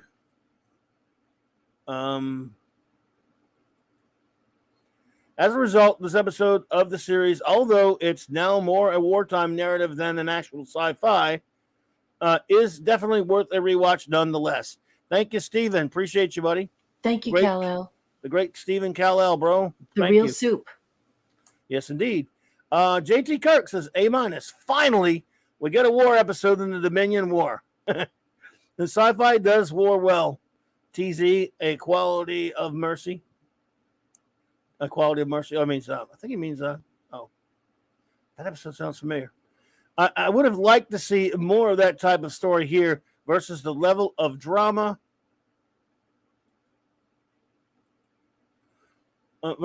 War is hell, but getting rotated out after 90 days, that is rare in a real conflict. For example, Germans pilots in W2, sorry, Dubai, listen to me. W2 flew 2+ sorties daily until they were deleted. Yeah, but this is the 24th century. For further context, the Ottawa Treaty 1997 bans indiscriminate and anti-personnel mines, as seen here. The U.S., Russia, China, India never signed. But yeah, true, man. But they're not supposed to be applying our real life to the 24th century. We're supposed to be aspiring for something more, to be more than ourselves, to be edified, and to be more than ourselves. I'm wanting to lower my rating to an F as we go along. I can't rate this. I just it's appalling. It's not Star Trek. Shooter says a B. Now I like this one. Now I like this one.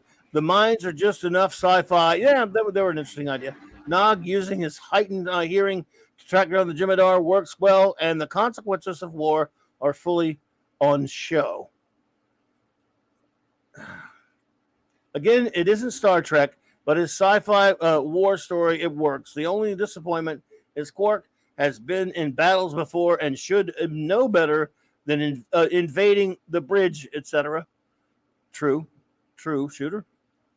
I think Quark's description of humanity has some merit about humans under extreme stress, but he pushes it to the far extreme, as are the dispositions of the Starfleet soldiers.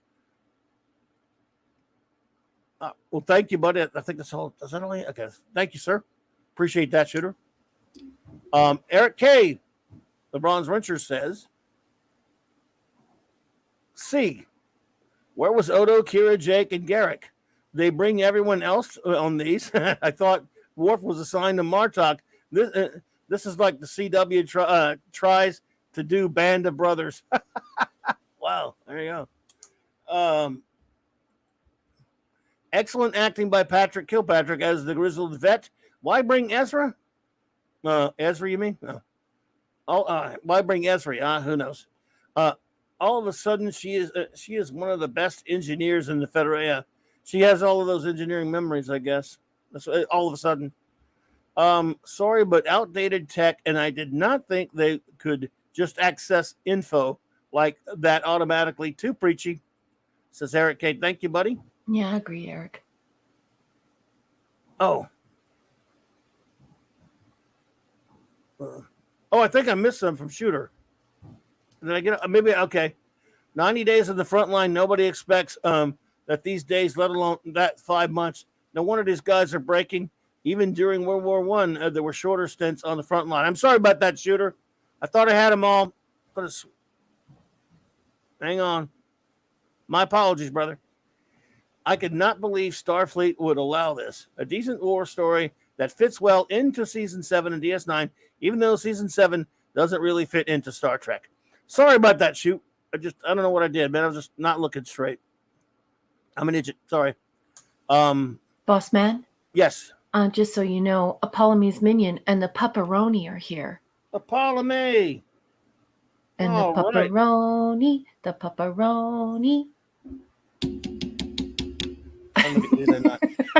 Sorry, Apollome. I was busy doing something there. My bad. I hope you're doing well, my dear. Good to see you. And let's see. Where we at? Where were I? Oh, okay. I think we're at Jill. Jill says A-. While I questioned that Starfleet would abandon a crew for 60 days past their due date, I found it a realistic way to portray the horrors of war while keeping the spirit of hope and teamwork. I found it ironically tragic that they're taking a communications tower while being unable to communicate their situation to Starfleet. At least Julian knows they aren't psychologically fit for battle. Even though Quark, he dissolves into self-righteousness, it's forgivable because he's just terrified for Nog. Fascinating foreshadowing to say that there were no halogenerators on the front lines, but there were. the Jimador had them. How they're able to do this without mobile emitters, I have no clue. Good point. Good point. The chilling effects of this overextended battle and Nog's auditory contribution when technology isn't reliable and his sacrifice show what courage Ferengi can have. Well, at least one of them.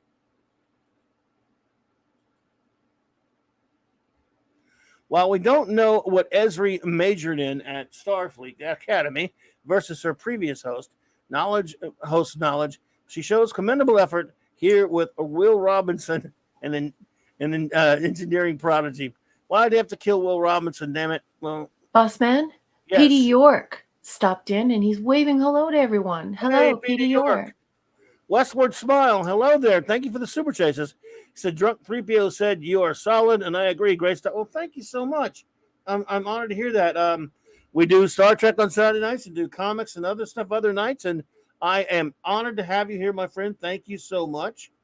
And always great to make new friends. I hope you will return. And PD, what is up, buddy? Good to see you. Let's see up in you. What do we got now?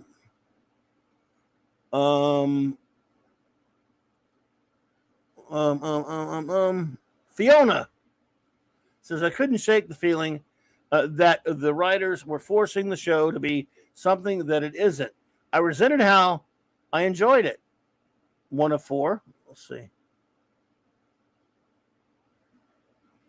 Hang on. Well, that's 4. 2. Wow, they're out of order. Okay, weird. Quark's speech was what the Russians used to say about Americans minus the holosuites, and that pissed me off. This didn't belong here despite being well acted and well crafted. Yeah, Armin's a good actor. Yeah. I hear you. I don't like it at all. It aggravates me. I think it's bullcrap. I think the writers needed to prove that they could write more than they needed to prove they could write Star Trek. Yeah. Read it. No, they needed to prove that they could write more than they needed to prove that they can write Star Trek. Let me say that properly because I usually go too fast, but I didn't want to this time. Wonderful point, Fiona. Wonderful point. This proves more than anything that they really didn't belong on this show. Boy, howdy. Because they sure don't give a crap about Star Trek. Unlike today's writers, who should just be serving French fries at least, these guys can write, just not Star Trek. Yeah, that's fair enough. Even though it was a good episode, it ignored all of the world building of decades. Yes. Did you give a rating or anything, Fiona, or just the comments? Oh, we have another one from Sander. It says, funny, I always saw it somewhat as a comment on how too comfortable the Trek since TNG had become in their cruise liner Love Boat Enterprise D and all the technical abilities they had, says Sander, become too soft and liable and fall into barbarism when they probably would have had more of a fighting chance with more Spartan, austere lifestyle. Well, I see what you're saying. It's just that they were supposed to be doing one thing, follow Roddenberry's dictates on how to write Star Trek, and they didn't.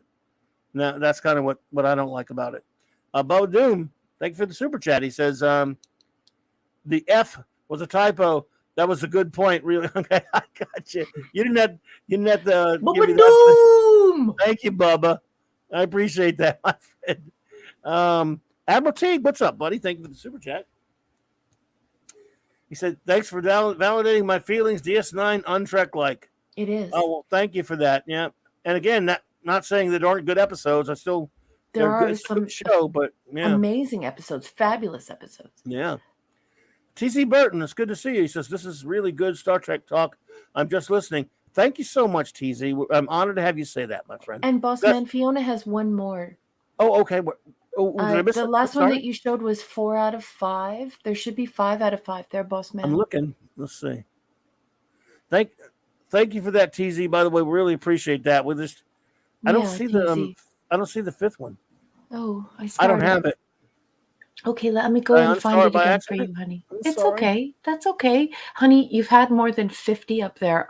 If we added up every time I added more, I think there may have been more than 60 comments tonight. So you've done an amazing job. Let me just go find her that one again and restar it. Thank you.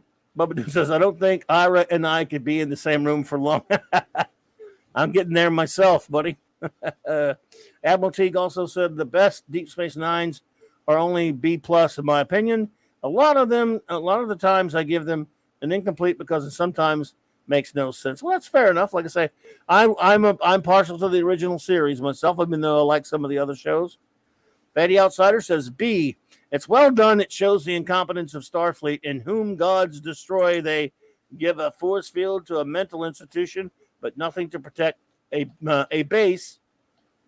That's a good part. That's a good part. Which held the Enterprise at bay, and having missed the Harris cameo last week, they bring in Billy Mooney for the Lost in Space B5 connection. Yep, I remember him talking about how he was doing B5 at the time. And Mr. Angel says, Z, just know Starfleet and kids on ships was not enough. Let's send them to the front line and get mutilated. No. All right. Thank Bossman, you. I Yes. don't think Fiona's fifth comment was actually labeled as such. Oh, maybe it wasn't labeled. I always try to put them at the beginning, everybody. It helps us if you could. She says, writers finally said, screw it. I'm going to do this my way, as if they hadn't been doing it the whole time. Yeah, exactly. It really highlighted their narcissism. Good generic show, insulting Trek show. Meh, themes, etc. Thank you so much, Yeah, Fiona. Fiona, I don't like it when they try to get into sociology, because many of them are then try to use the television show to explore concepts in sociology that and politicize these different themes, and they're doing so without like any education. Many of these people, unfortunately, I want to use the word many, M-A-N-Y, many, quit school in middle school or high school.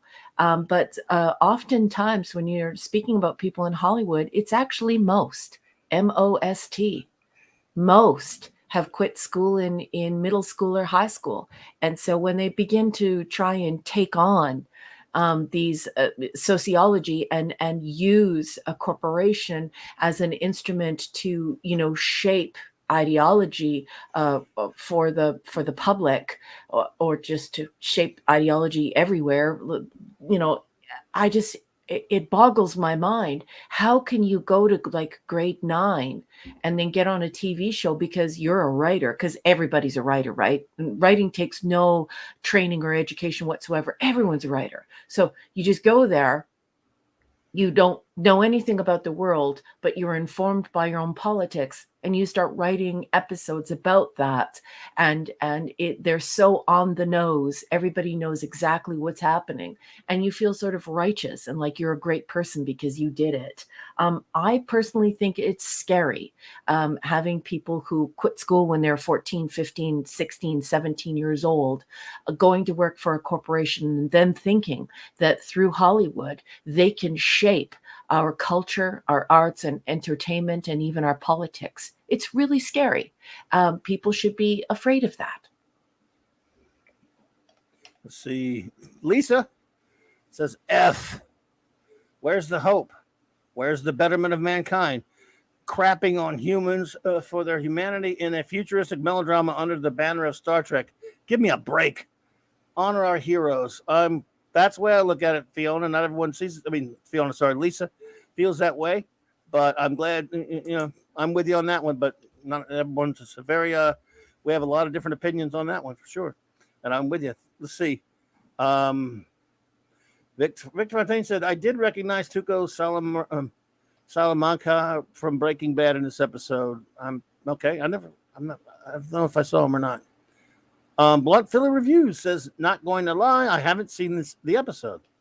But despite how good that last Spider-Verse was, it suffered from the same thing. Both have a totally unrealistic concept about law enforcement and works and okay. All right, Blunt. Well, thank you, Blunt, for the reviews. I appreciate that. Simply Steve says D- rating. Why planets aren't numbered outward from their star now? AR 558 sounds like a rifle brand does. Yeah, dimensional minds named Houdinis. A poof here, then a boom there. Poor Nog gets no sympathy. Wait for it, you'll see. The AI shows us C plus. Could be titled "Where we were Starfleet officers and young." An effective, well directed, and it's a C plus, by the way. Well produced episode. A bit of the old TV show Combat, cool show, mixed with Star Trek. War is correctly seen as bitter pill. It is. It is. Indeed. Steve's going to bed. Steve, make sure that you kiss Maddie for me, please. Thank you for joining us. Good night, my friend. Yep. Hey, Crease is here. He is. I'm so happy that he's here. It's good to see you. Okay, let's see. Where were we? He's got a little. He said something. Oh, yeah. It's not really a review, Gotcha. but I put it in your folder if you wouldn't mind reading it, please. I will indeed. Thank Absolutely. you. We'll get there in just one sec. JT Kirk, thank you so much for that, buddy. I appreciate it. You're too kind with the super chat. It says, meanwhile, on AR 762, the comms unit is defended by the Makos, the arsenal of freedom drones, and thousands of Losarius shouting, "I am for the first." It's whoa, a lot of references in that one, buddy. Thank you. Yes, that one's chock full. Oh, Fiona, thank you so much. You're too kind. Fiona says, if I'm watching the show and thinking more about what the writers were thinking rather than what's happening on screen, they did it wrong. That's for after. Yeah. Yes, exactly. Very well said. And that happens to me a lot. So, Crease says, I find it super ironic that Klutzman Trek fell short of time to utilize DS9 actors and storylines in their shows, because whole Klutzman Trek stems from DS9 for me. True. And this episode in particular. Good True. point. It does resemble it from quite a bit. That is true. It is the seed. This show this show represents the seeds. It is seminal to that. For filth. Mm-hmm. PD York, hello there, PD. I hope you're doing well. It's good to see you. He says, wait, Siege at AR558. I can give a quick review. Solid A+ episode. One of the best Trek episodes ever that deals with the harsh reality of war. It shows Trek's diversity of storytelling. Well, thank you, PD. I appreciate you being here, my friend. And Sanders says, Raquel, I think Raquel is not a fan of the new BSG. In fact, I am a massive fan of the new BSG, but I probably wouldn't be if I were American. BSG is not available in Canada. I've never rewatched it. I'm over 50, so I watched the original BSG and I loved it. But when the reboot came out, I had a bunch of friends say, you need to watch this. You're really going to love it. And you actually can't get the BSG here or watch it. You can't even order it, which I had to prove one night on the Clubhouse by showing at Amazon and other places that it's not available here. So like I said to Clobby, I don't think I would have liked the new BSG if I would have had my old BSG in my life for my whole life like Americans do. But I live in Canada and I'm an academic and I have not had access to the original BSG. But I do like the new one. I did enjoy it when it first came out. I thought it was quite good. I'm the outlier, I think, on that, though. I love the original, but not like on the level I love Star Trek or Doctor Who or Blake 7, but I love it. But I'm one of the few that does. I haven't watched the new one. I don't hate it. I just haven't watched it. But a lot of people who really love the new one also have fondness for the old one. So I think it's fine. I mean, so I'm just the one weirdo that doesn't want to watch it. No, I don't think you're weird. I don't think you're weird, but I think that Americans, in particular, are spoiled by their beautiful culture. American culture is really cool. I always say this on the Clubhouse, like the stuff that you guys have available to you. I would be broke. If I lived in the United States, I probably wouldn't be a nerd. You probably wouldn't find me with my nose down in a book. You would probably find me at a con. I'd be collecting the T-shirts. I'd be collecting the memorabilia, the action figures, the statues, I'd be watching it all the time. I mean, I'd be chronic. I mean, you guys are soaking in it like Madge. You remember that old commercial? Yeah. She's soaking in palm olive. It's marvelous. I just love American culture, and you guys are just spoiled. So when somebody says to me, "Oh, I don't like the new BSG," the first thing I'm thinking is lucky bum. He got to watch the the original one his whole life. Me, I only got to watch it when it was broadcast here when I was young, and that was it. No, there you go. No, I'm just saying. Just because I won't watch it. I mean, a lot of people like them both, and that's fine. We have this is our final review of the evening, folks. That's From it. our great chief engineer, Mark D with the C. And Mark D, if you're out there, pop in whenever you feel like it, buddy. If you feel like it. There he is. He says, I'll read his review for him. He says, F-. I hate this episode more than life itself, so much so that when I watched it the other day, I went and destroyed all of my Star Trek DVDs, burned all of my Star Trek toys. Sorry. So I'm Damn sorry. it, Mark. I hate it when that happens. Anyway, he says, A, this episode did a great job illustrating the effects of PTSD. I'm sorry. That wasn't him. I was trying to imitate him, but I can't get his voice right. I'm sorry. A, this ep did a great job of illustrating the effects of PTSD and the costs of war. Quark's character is used to illustrate what a jerk he is. Those who might not appreciate anybody else that would be treating nice. They're be mean to him. Sorry. Would not appreciate the sacrifice of those who fought and died. Hang on. He is more concerned with profit and protecting his family. Nog defies his uncle and goes on the mission as ordered and pays the price of losing his leg. Spoiler. Showing he can overcome Ferengi thinking.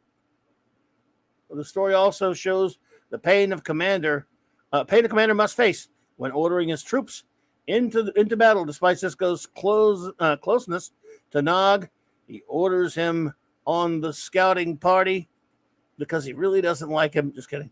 Because his hearing makes him best suited for the mission. Sisko, they're not just names. It's important we remember that. We have to remember that. I know I can't do it, good, Sisko. Sorry. So there you go. And we have one other thing to read. Let's see. Kreese says, I liked that Kreese said this. I like that it's got 1984 there. That was one of my favorite years of all time, Kreese. A funny story. My original memory of DS9 had been much more favorable because they only aired some early seasons on public TV in the mid-90s, and I believe dropped the show around the introduction of the Defiant. Oh, really?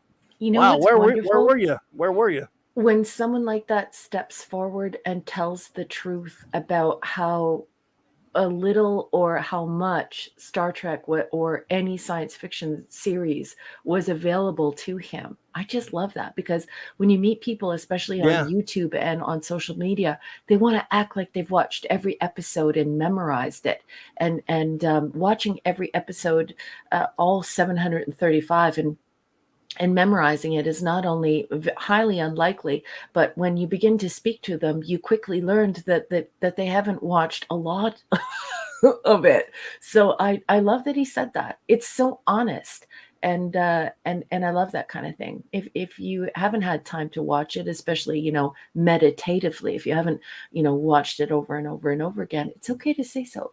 It's okay. Indeed.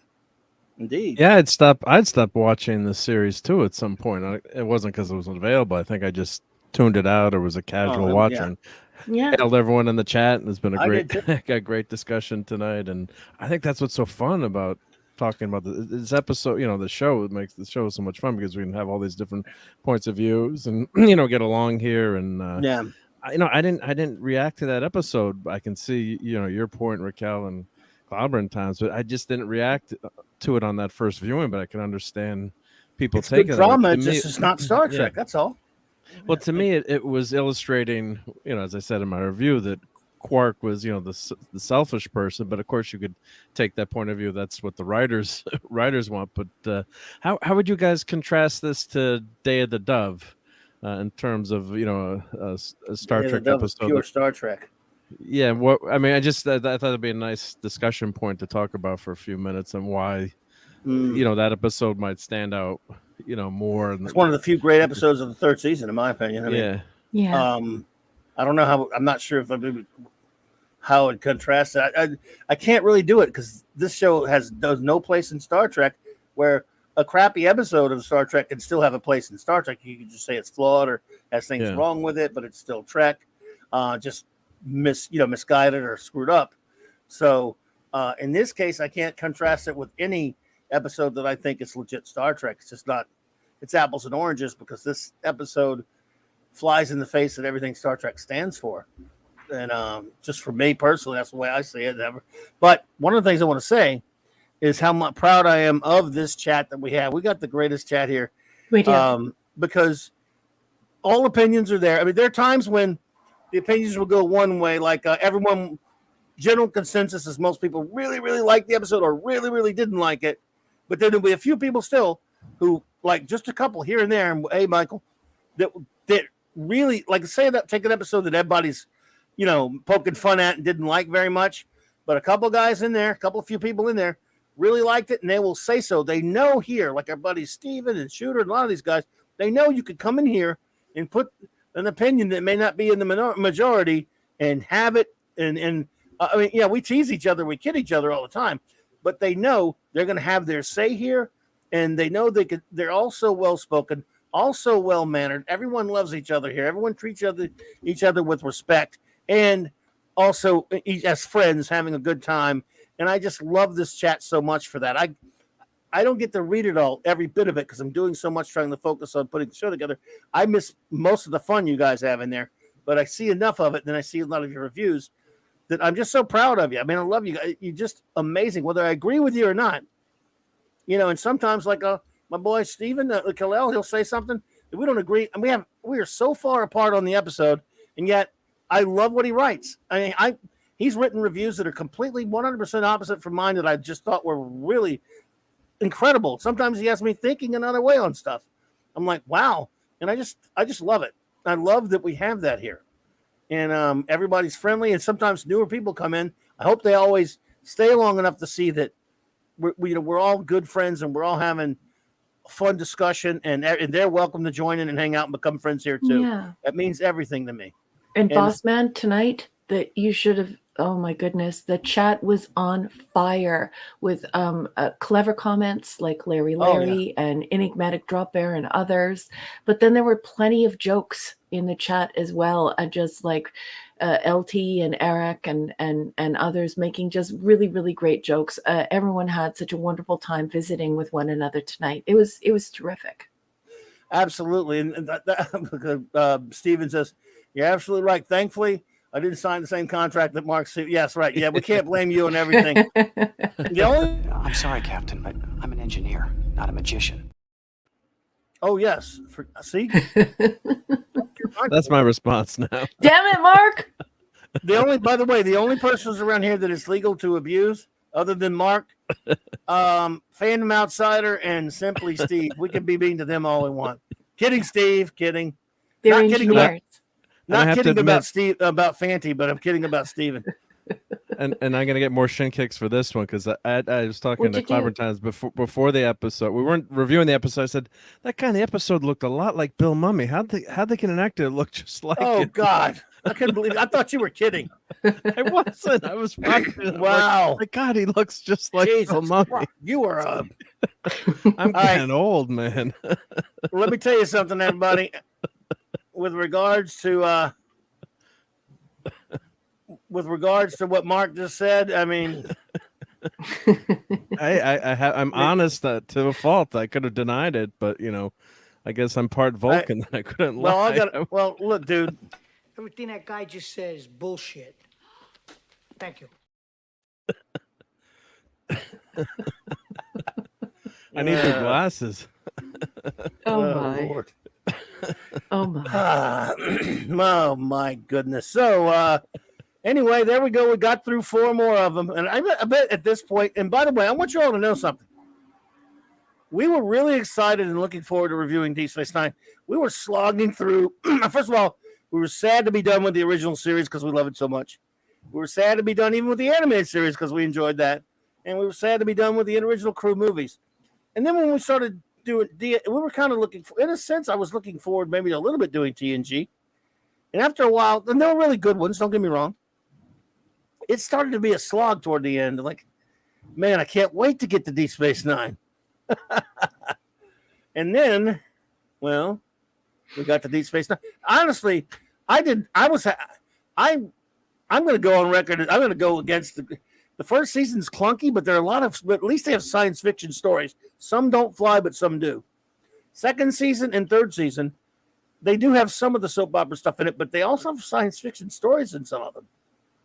It really wasn't until we got into the fourth and fifth where it started to be just the love boat, or I mean, it just started to be, or whatever you want to call it, Fantasy Island. I don't know.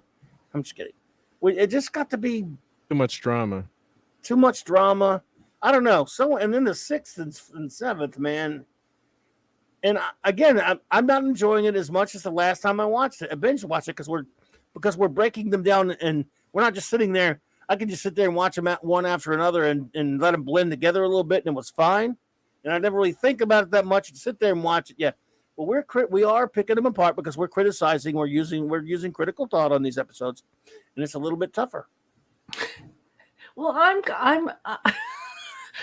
rewatch Star Trek from the beginning. You do. I don't know how every you do it. single year, starting on January 1st. And I do have to say, although it's going to make a lot of people really upset with me and they won't like me, but I just want you all to know that I actually don't care.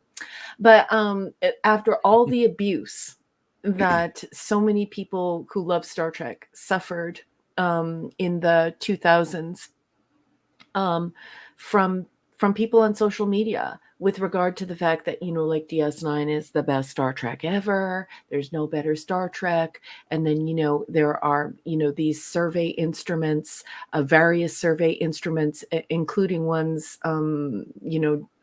conducted by academics, saying that one of the reasons why people like DS9 is because it's the most un-Star Trek. And so they find it enjoyable. And things like that. I'm not gonna lie, like I was actually pretty excited to do this on air because I got made fun of a little bit when I first came to Twitter in 2017, I think, of people saying like, why do you like Enterprise so much? DS9 is the best Star Trek there ever was. And I was thinking to myself, have any of these people actually watched what they're saying they like so much? Like, what did they watch? Did they watch something different than I watch? Because, of course, I watch on January 1st, about 2 or 3 hours worth of Star Trek to get through all 735 iterations by New Year's Eve when I watch all the original films and start again. But over the Christmas break. But so I actually feel a little vindicated. I feel pretty happy about it. I knew this was going to happen. If we looked at it from a more academic angle and we started using evidence to examine things, and we did it in a linear way, not just picking out like the 3 best episodes you remember from 1998 and saying to yourself, no, DS9 is way better than all other Star Trek, including making fun of TOS, calling it hokey, campy, stupid, just all the things that people said. So personally, I don't share Clobby's perspective. I had a bit of a different perspective in joining him on this show. And I would just like to say, na boo boo. I was right. I'm cocking a snook right now, a literary term. It just means that my thumb is on my nose and I'm waving my fingers back and forth. I'm cocking a snook because I knew this was going to happen. DS9 is not the king of Star Trek, and certainly not the king of TOS. And I'm glad we got to do this together. And for all the people who pretended like they were the biggest DS9 fans in the world, studies show polls show, survey instruments show that many people who watch DS9 not only haven't watched it, but they Is it don't like even like Star Trek. is it like the Mandela effect almost for in terms of reviews where people I just latch onto that, guess. they hear it and then they say, "Oh, it's the Yeah. best Star Trek ever," and because I'm always have an open mind, and of course I love Star Trek, and as I said, I watched this. I remember having an opening night party with my friends over. We had pizza, did not have clams, it was just normal pizza, and we all, we're like, "Oh, this episode was interesting, not great, but some potential here with a wormhole," and then I just kind of dropped out of watching the series. I can't remember when it dropped off, but yeah, this is just not it's just not holding up well. And I keep saying, all these people keep saying it's the best this ever. What is it? So like the ratings, the updated spreadsheet, your rating, Klobby, is a 1.5 right now. So C, and then Raquel, so it's a D plus or a D C minus, and then Raquel's is a 1.18. And I guess if you didn't Maybe rate it'll this get better. episode, I gave it a 0, or minus, I don't know, but yeah, I mean, I'm a little bit higher, but yeah, it's just not, and they should be killing it. The last season of a series, you'd hope that they would, have the best episodes, but that's not, it's not happening. So there's only, I like them. I like the core episodes. So there you go. yeah, Yeah. well, that one was, that was a great, that was The a great core episode episode. was good, and Yeah. although it wasn't it wasn't made in the image of what Star Trek should be. Wow, we had some really great characterization. Obviously, John had something to do with that. John always injects his opinions whenever he's working on a project. He did the same thing, in his very first appearance. And so I know that he had a big part in that. And then we have JG, and I think he does a marvelous job there. But the messages and the themes are quite pure, and they're quite beautiful, and they're very aspirational. And for that reason, it does take shape as Star Trek, and it takes a shape as something quite beautiful and something that you don't mind assigning Star Trek to. You don't mind calling that Star Trek because of these beautiful, weighty themes. They're handled in a way that's respectful and intelligent, and they're beautiful. They're hopeful. Yes, they are. Now, how about we're gonna start moseying on out of here because we've kept you all here for a long time. This is just so fantastic, so great of you all to be here with us tonight. And anyone out there lurking or anyone listening to this later on a download or a rewatch, I cannot thank you enough. Really do appreciate it. But we're gonna get a move on here for a second.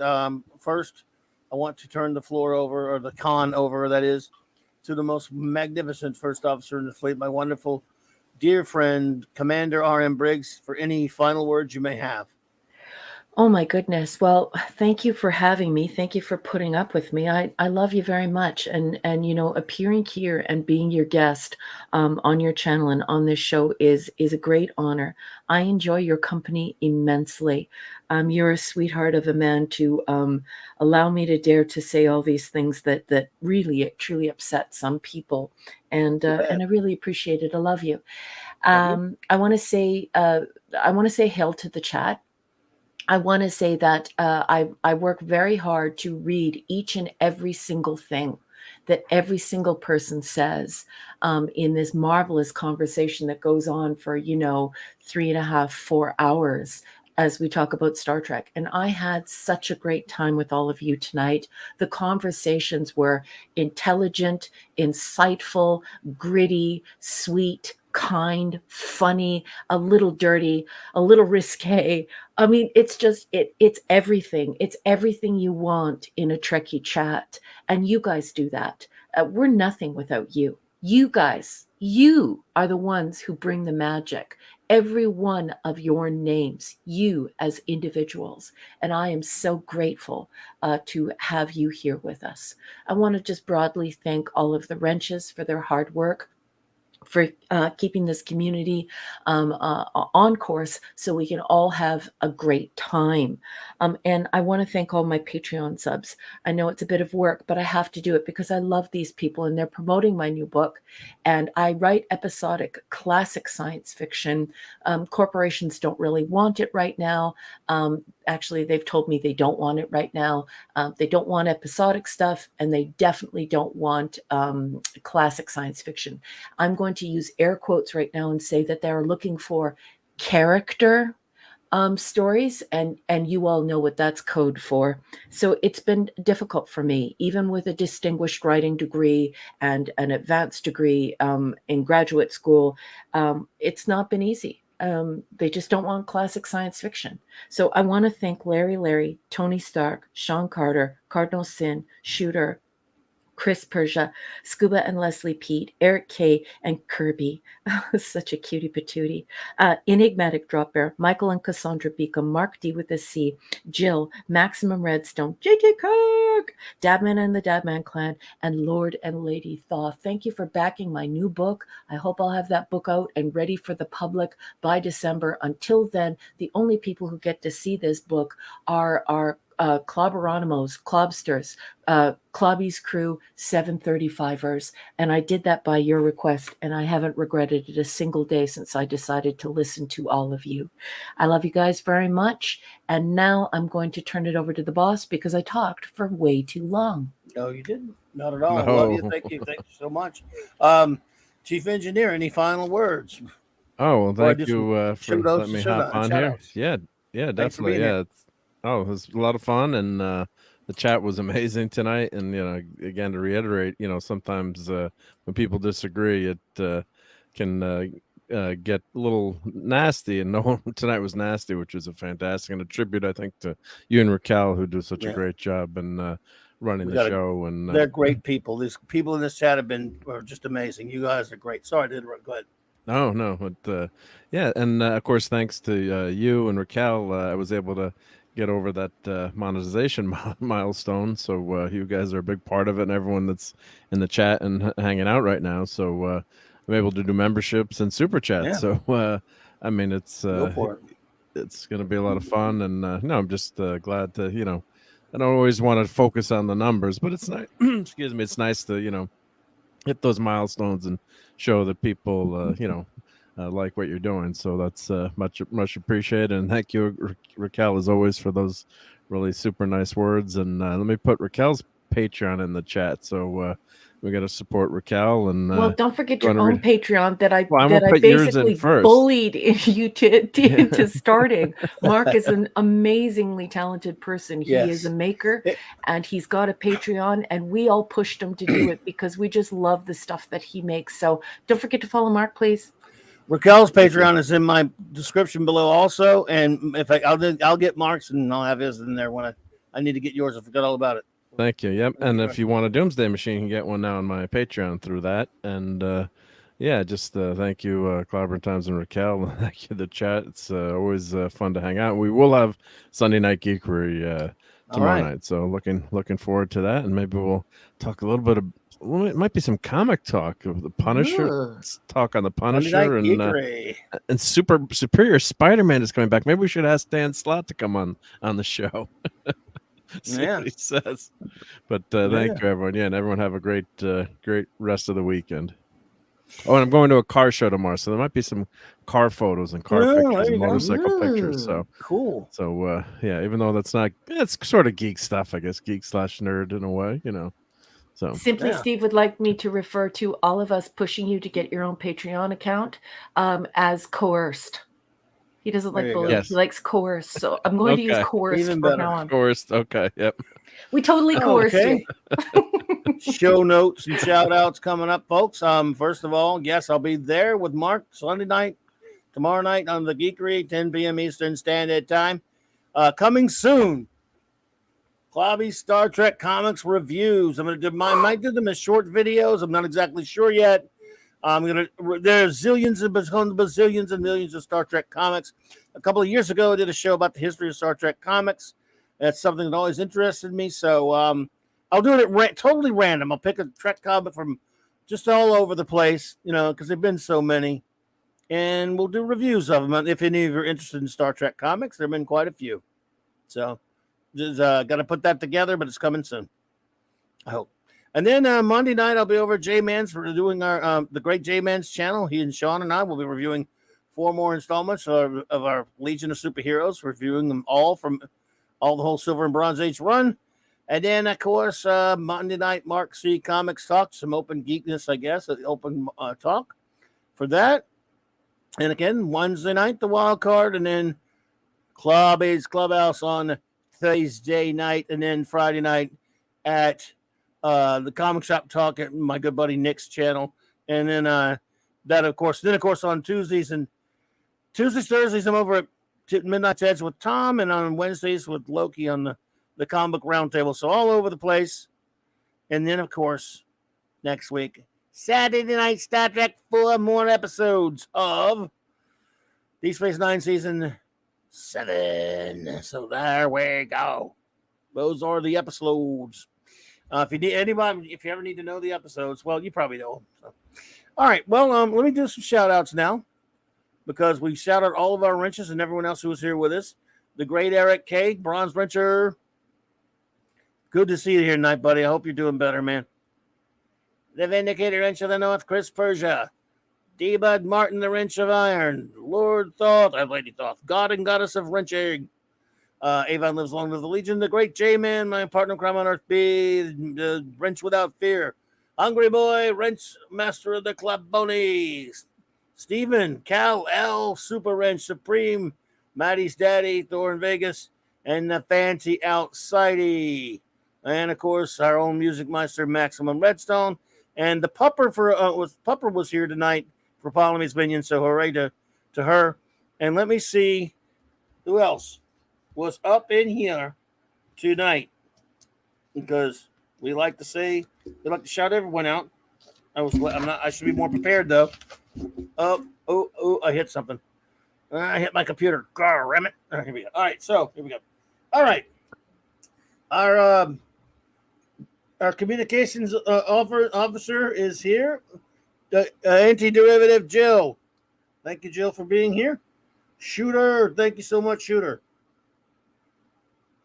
Joseph Dredd, here comes the judge. Classic Comics. Good to see you, buddy. The great Dave Bob was here. Simply Steve, my friend. Dar Scipio. Fiona, thank you so much for being here tonight, my dear. You are wonderful. We love having you here. Thank you. Dave G. Sound, thank you, sir. Raymond and Sandra Feliciano, King Dolphin TV. Shout out to them. I hope your relatives are doing better. And I just hope everything turns out okay with that. What's that? Mephisto's Movie Reviews. Hello, Mephisto's Movie Reviews. I don't know if we've met before, but it's so good to see you again. And I hope I'm not again. I mean, it's good to see you. Sorry, I'm rushing here. So, all right. But it's good to see you. Thank you for being here. All right, let me get this done quick. Toxic Dust 13. Nice to meet you. The lovely Lisa. Lisa, thank you for being here tonight. Sean Carter from Mars. Bubba Doom 1. Thank you, my friend. Mohammed said, Lemon Pie. The great enigmatic Drop Bear, my friend. SP4H. Snail Messiah. Courtney was here. Hey, Courtney. The great Michael Beacom. And shout out to Cassandra. Oh, well, thank you, Mistletoe Movie Reviews. I appreciate that. It's great to see you. Victor Fontaine. The lovely Janet from Another Planet.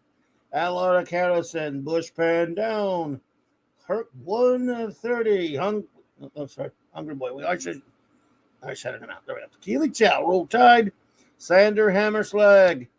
The AI Show. JT Kirk. Captain Infinity and Beyond.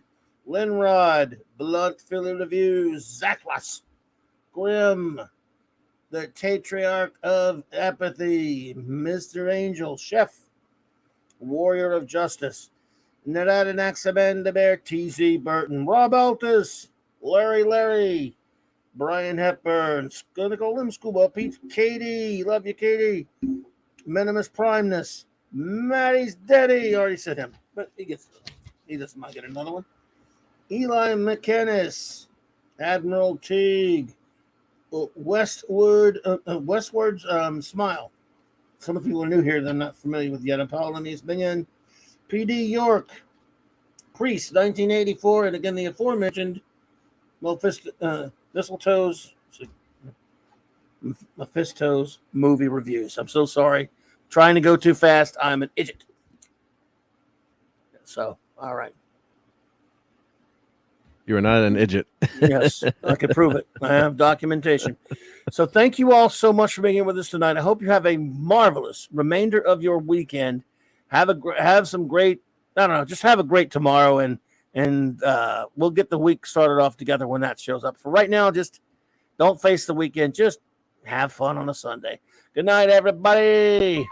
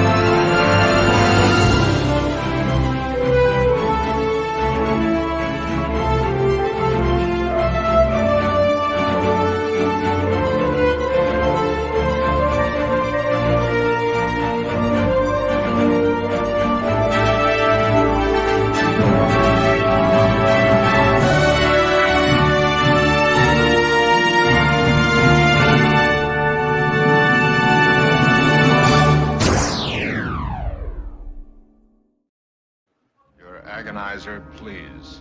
It's clobbering time! I just love clobbering time!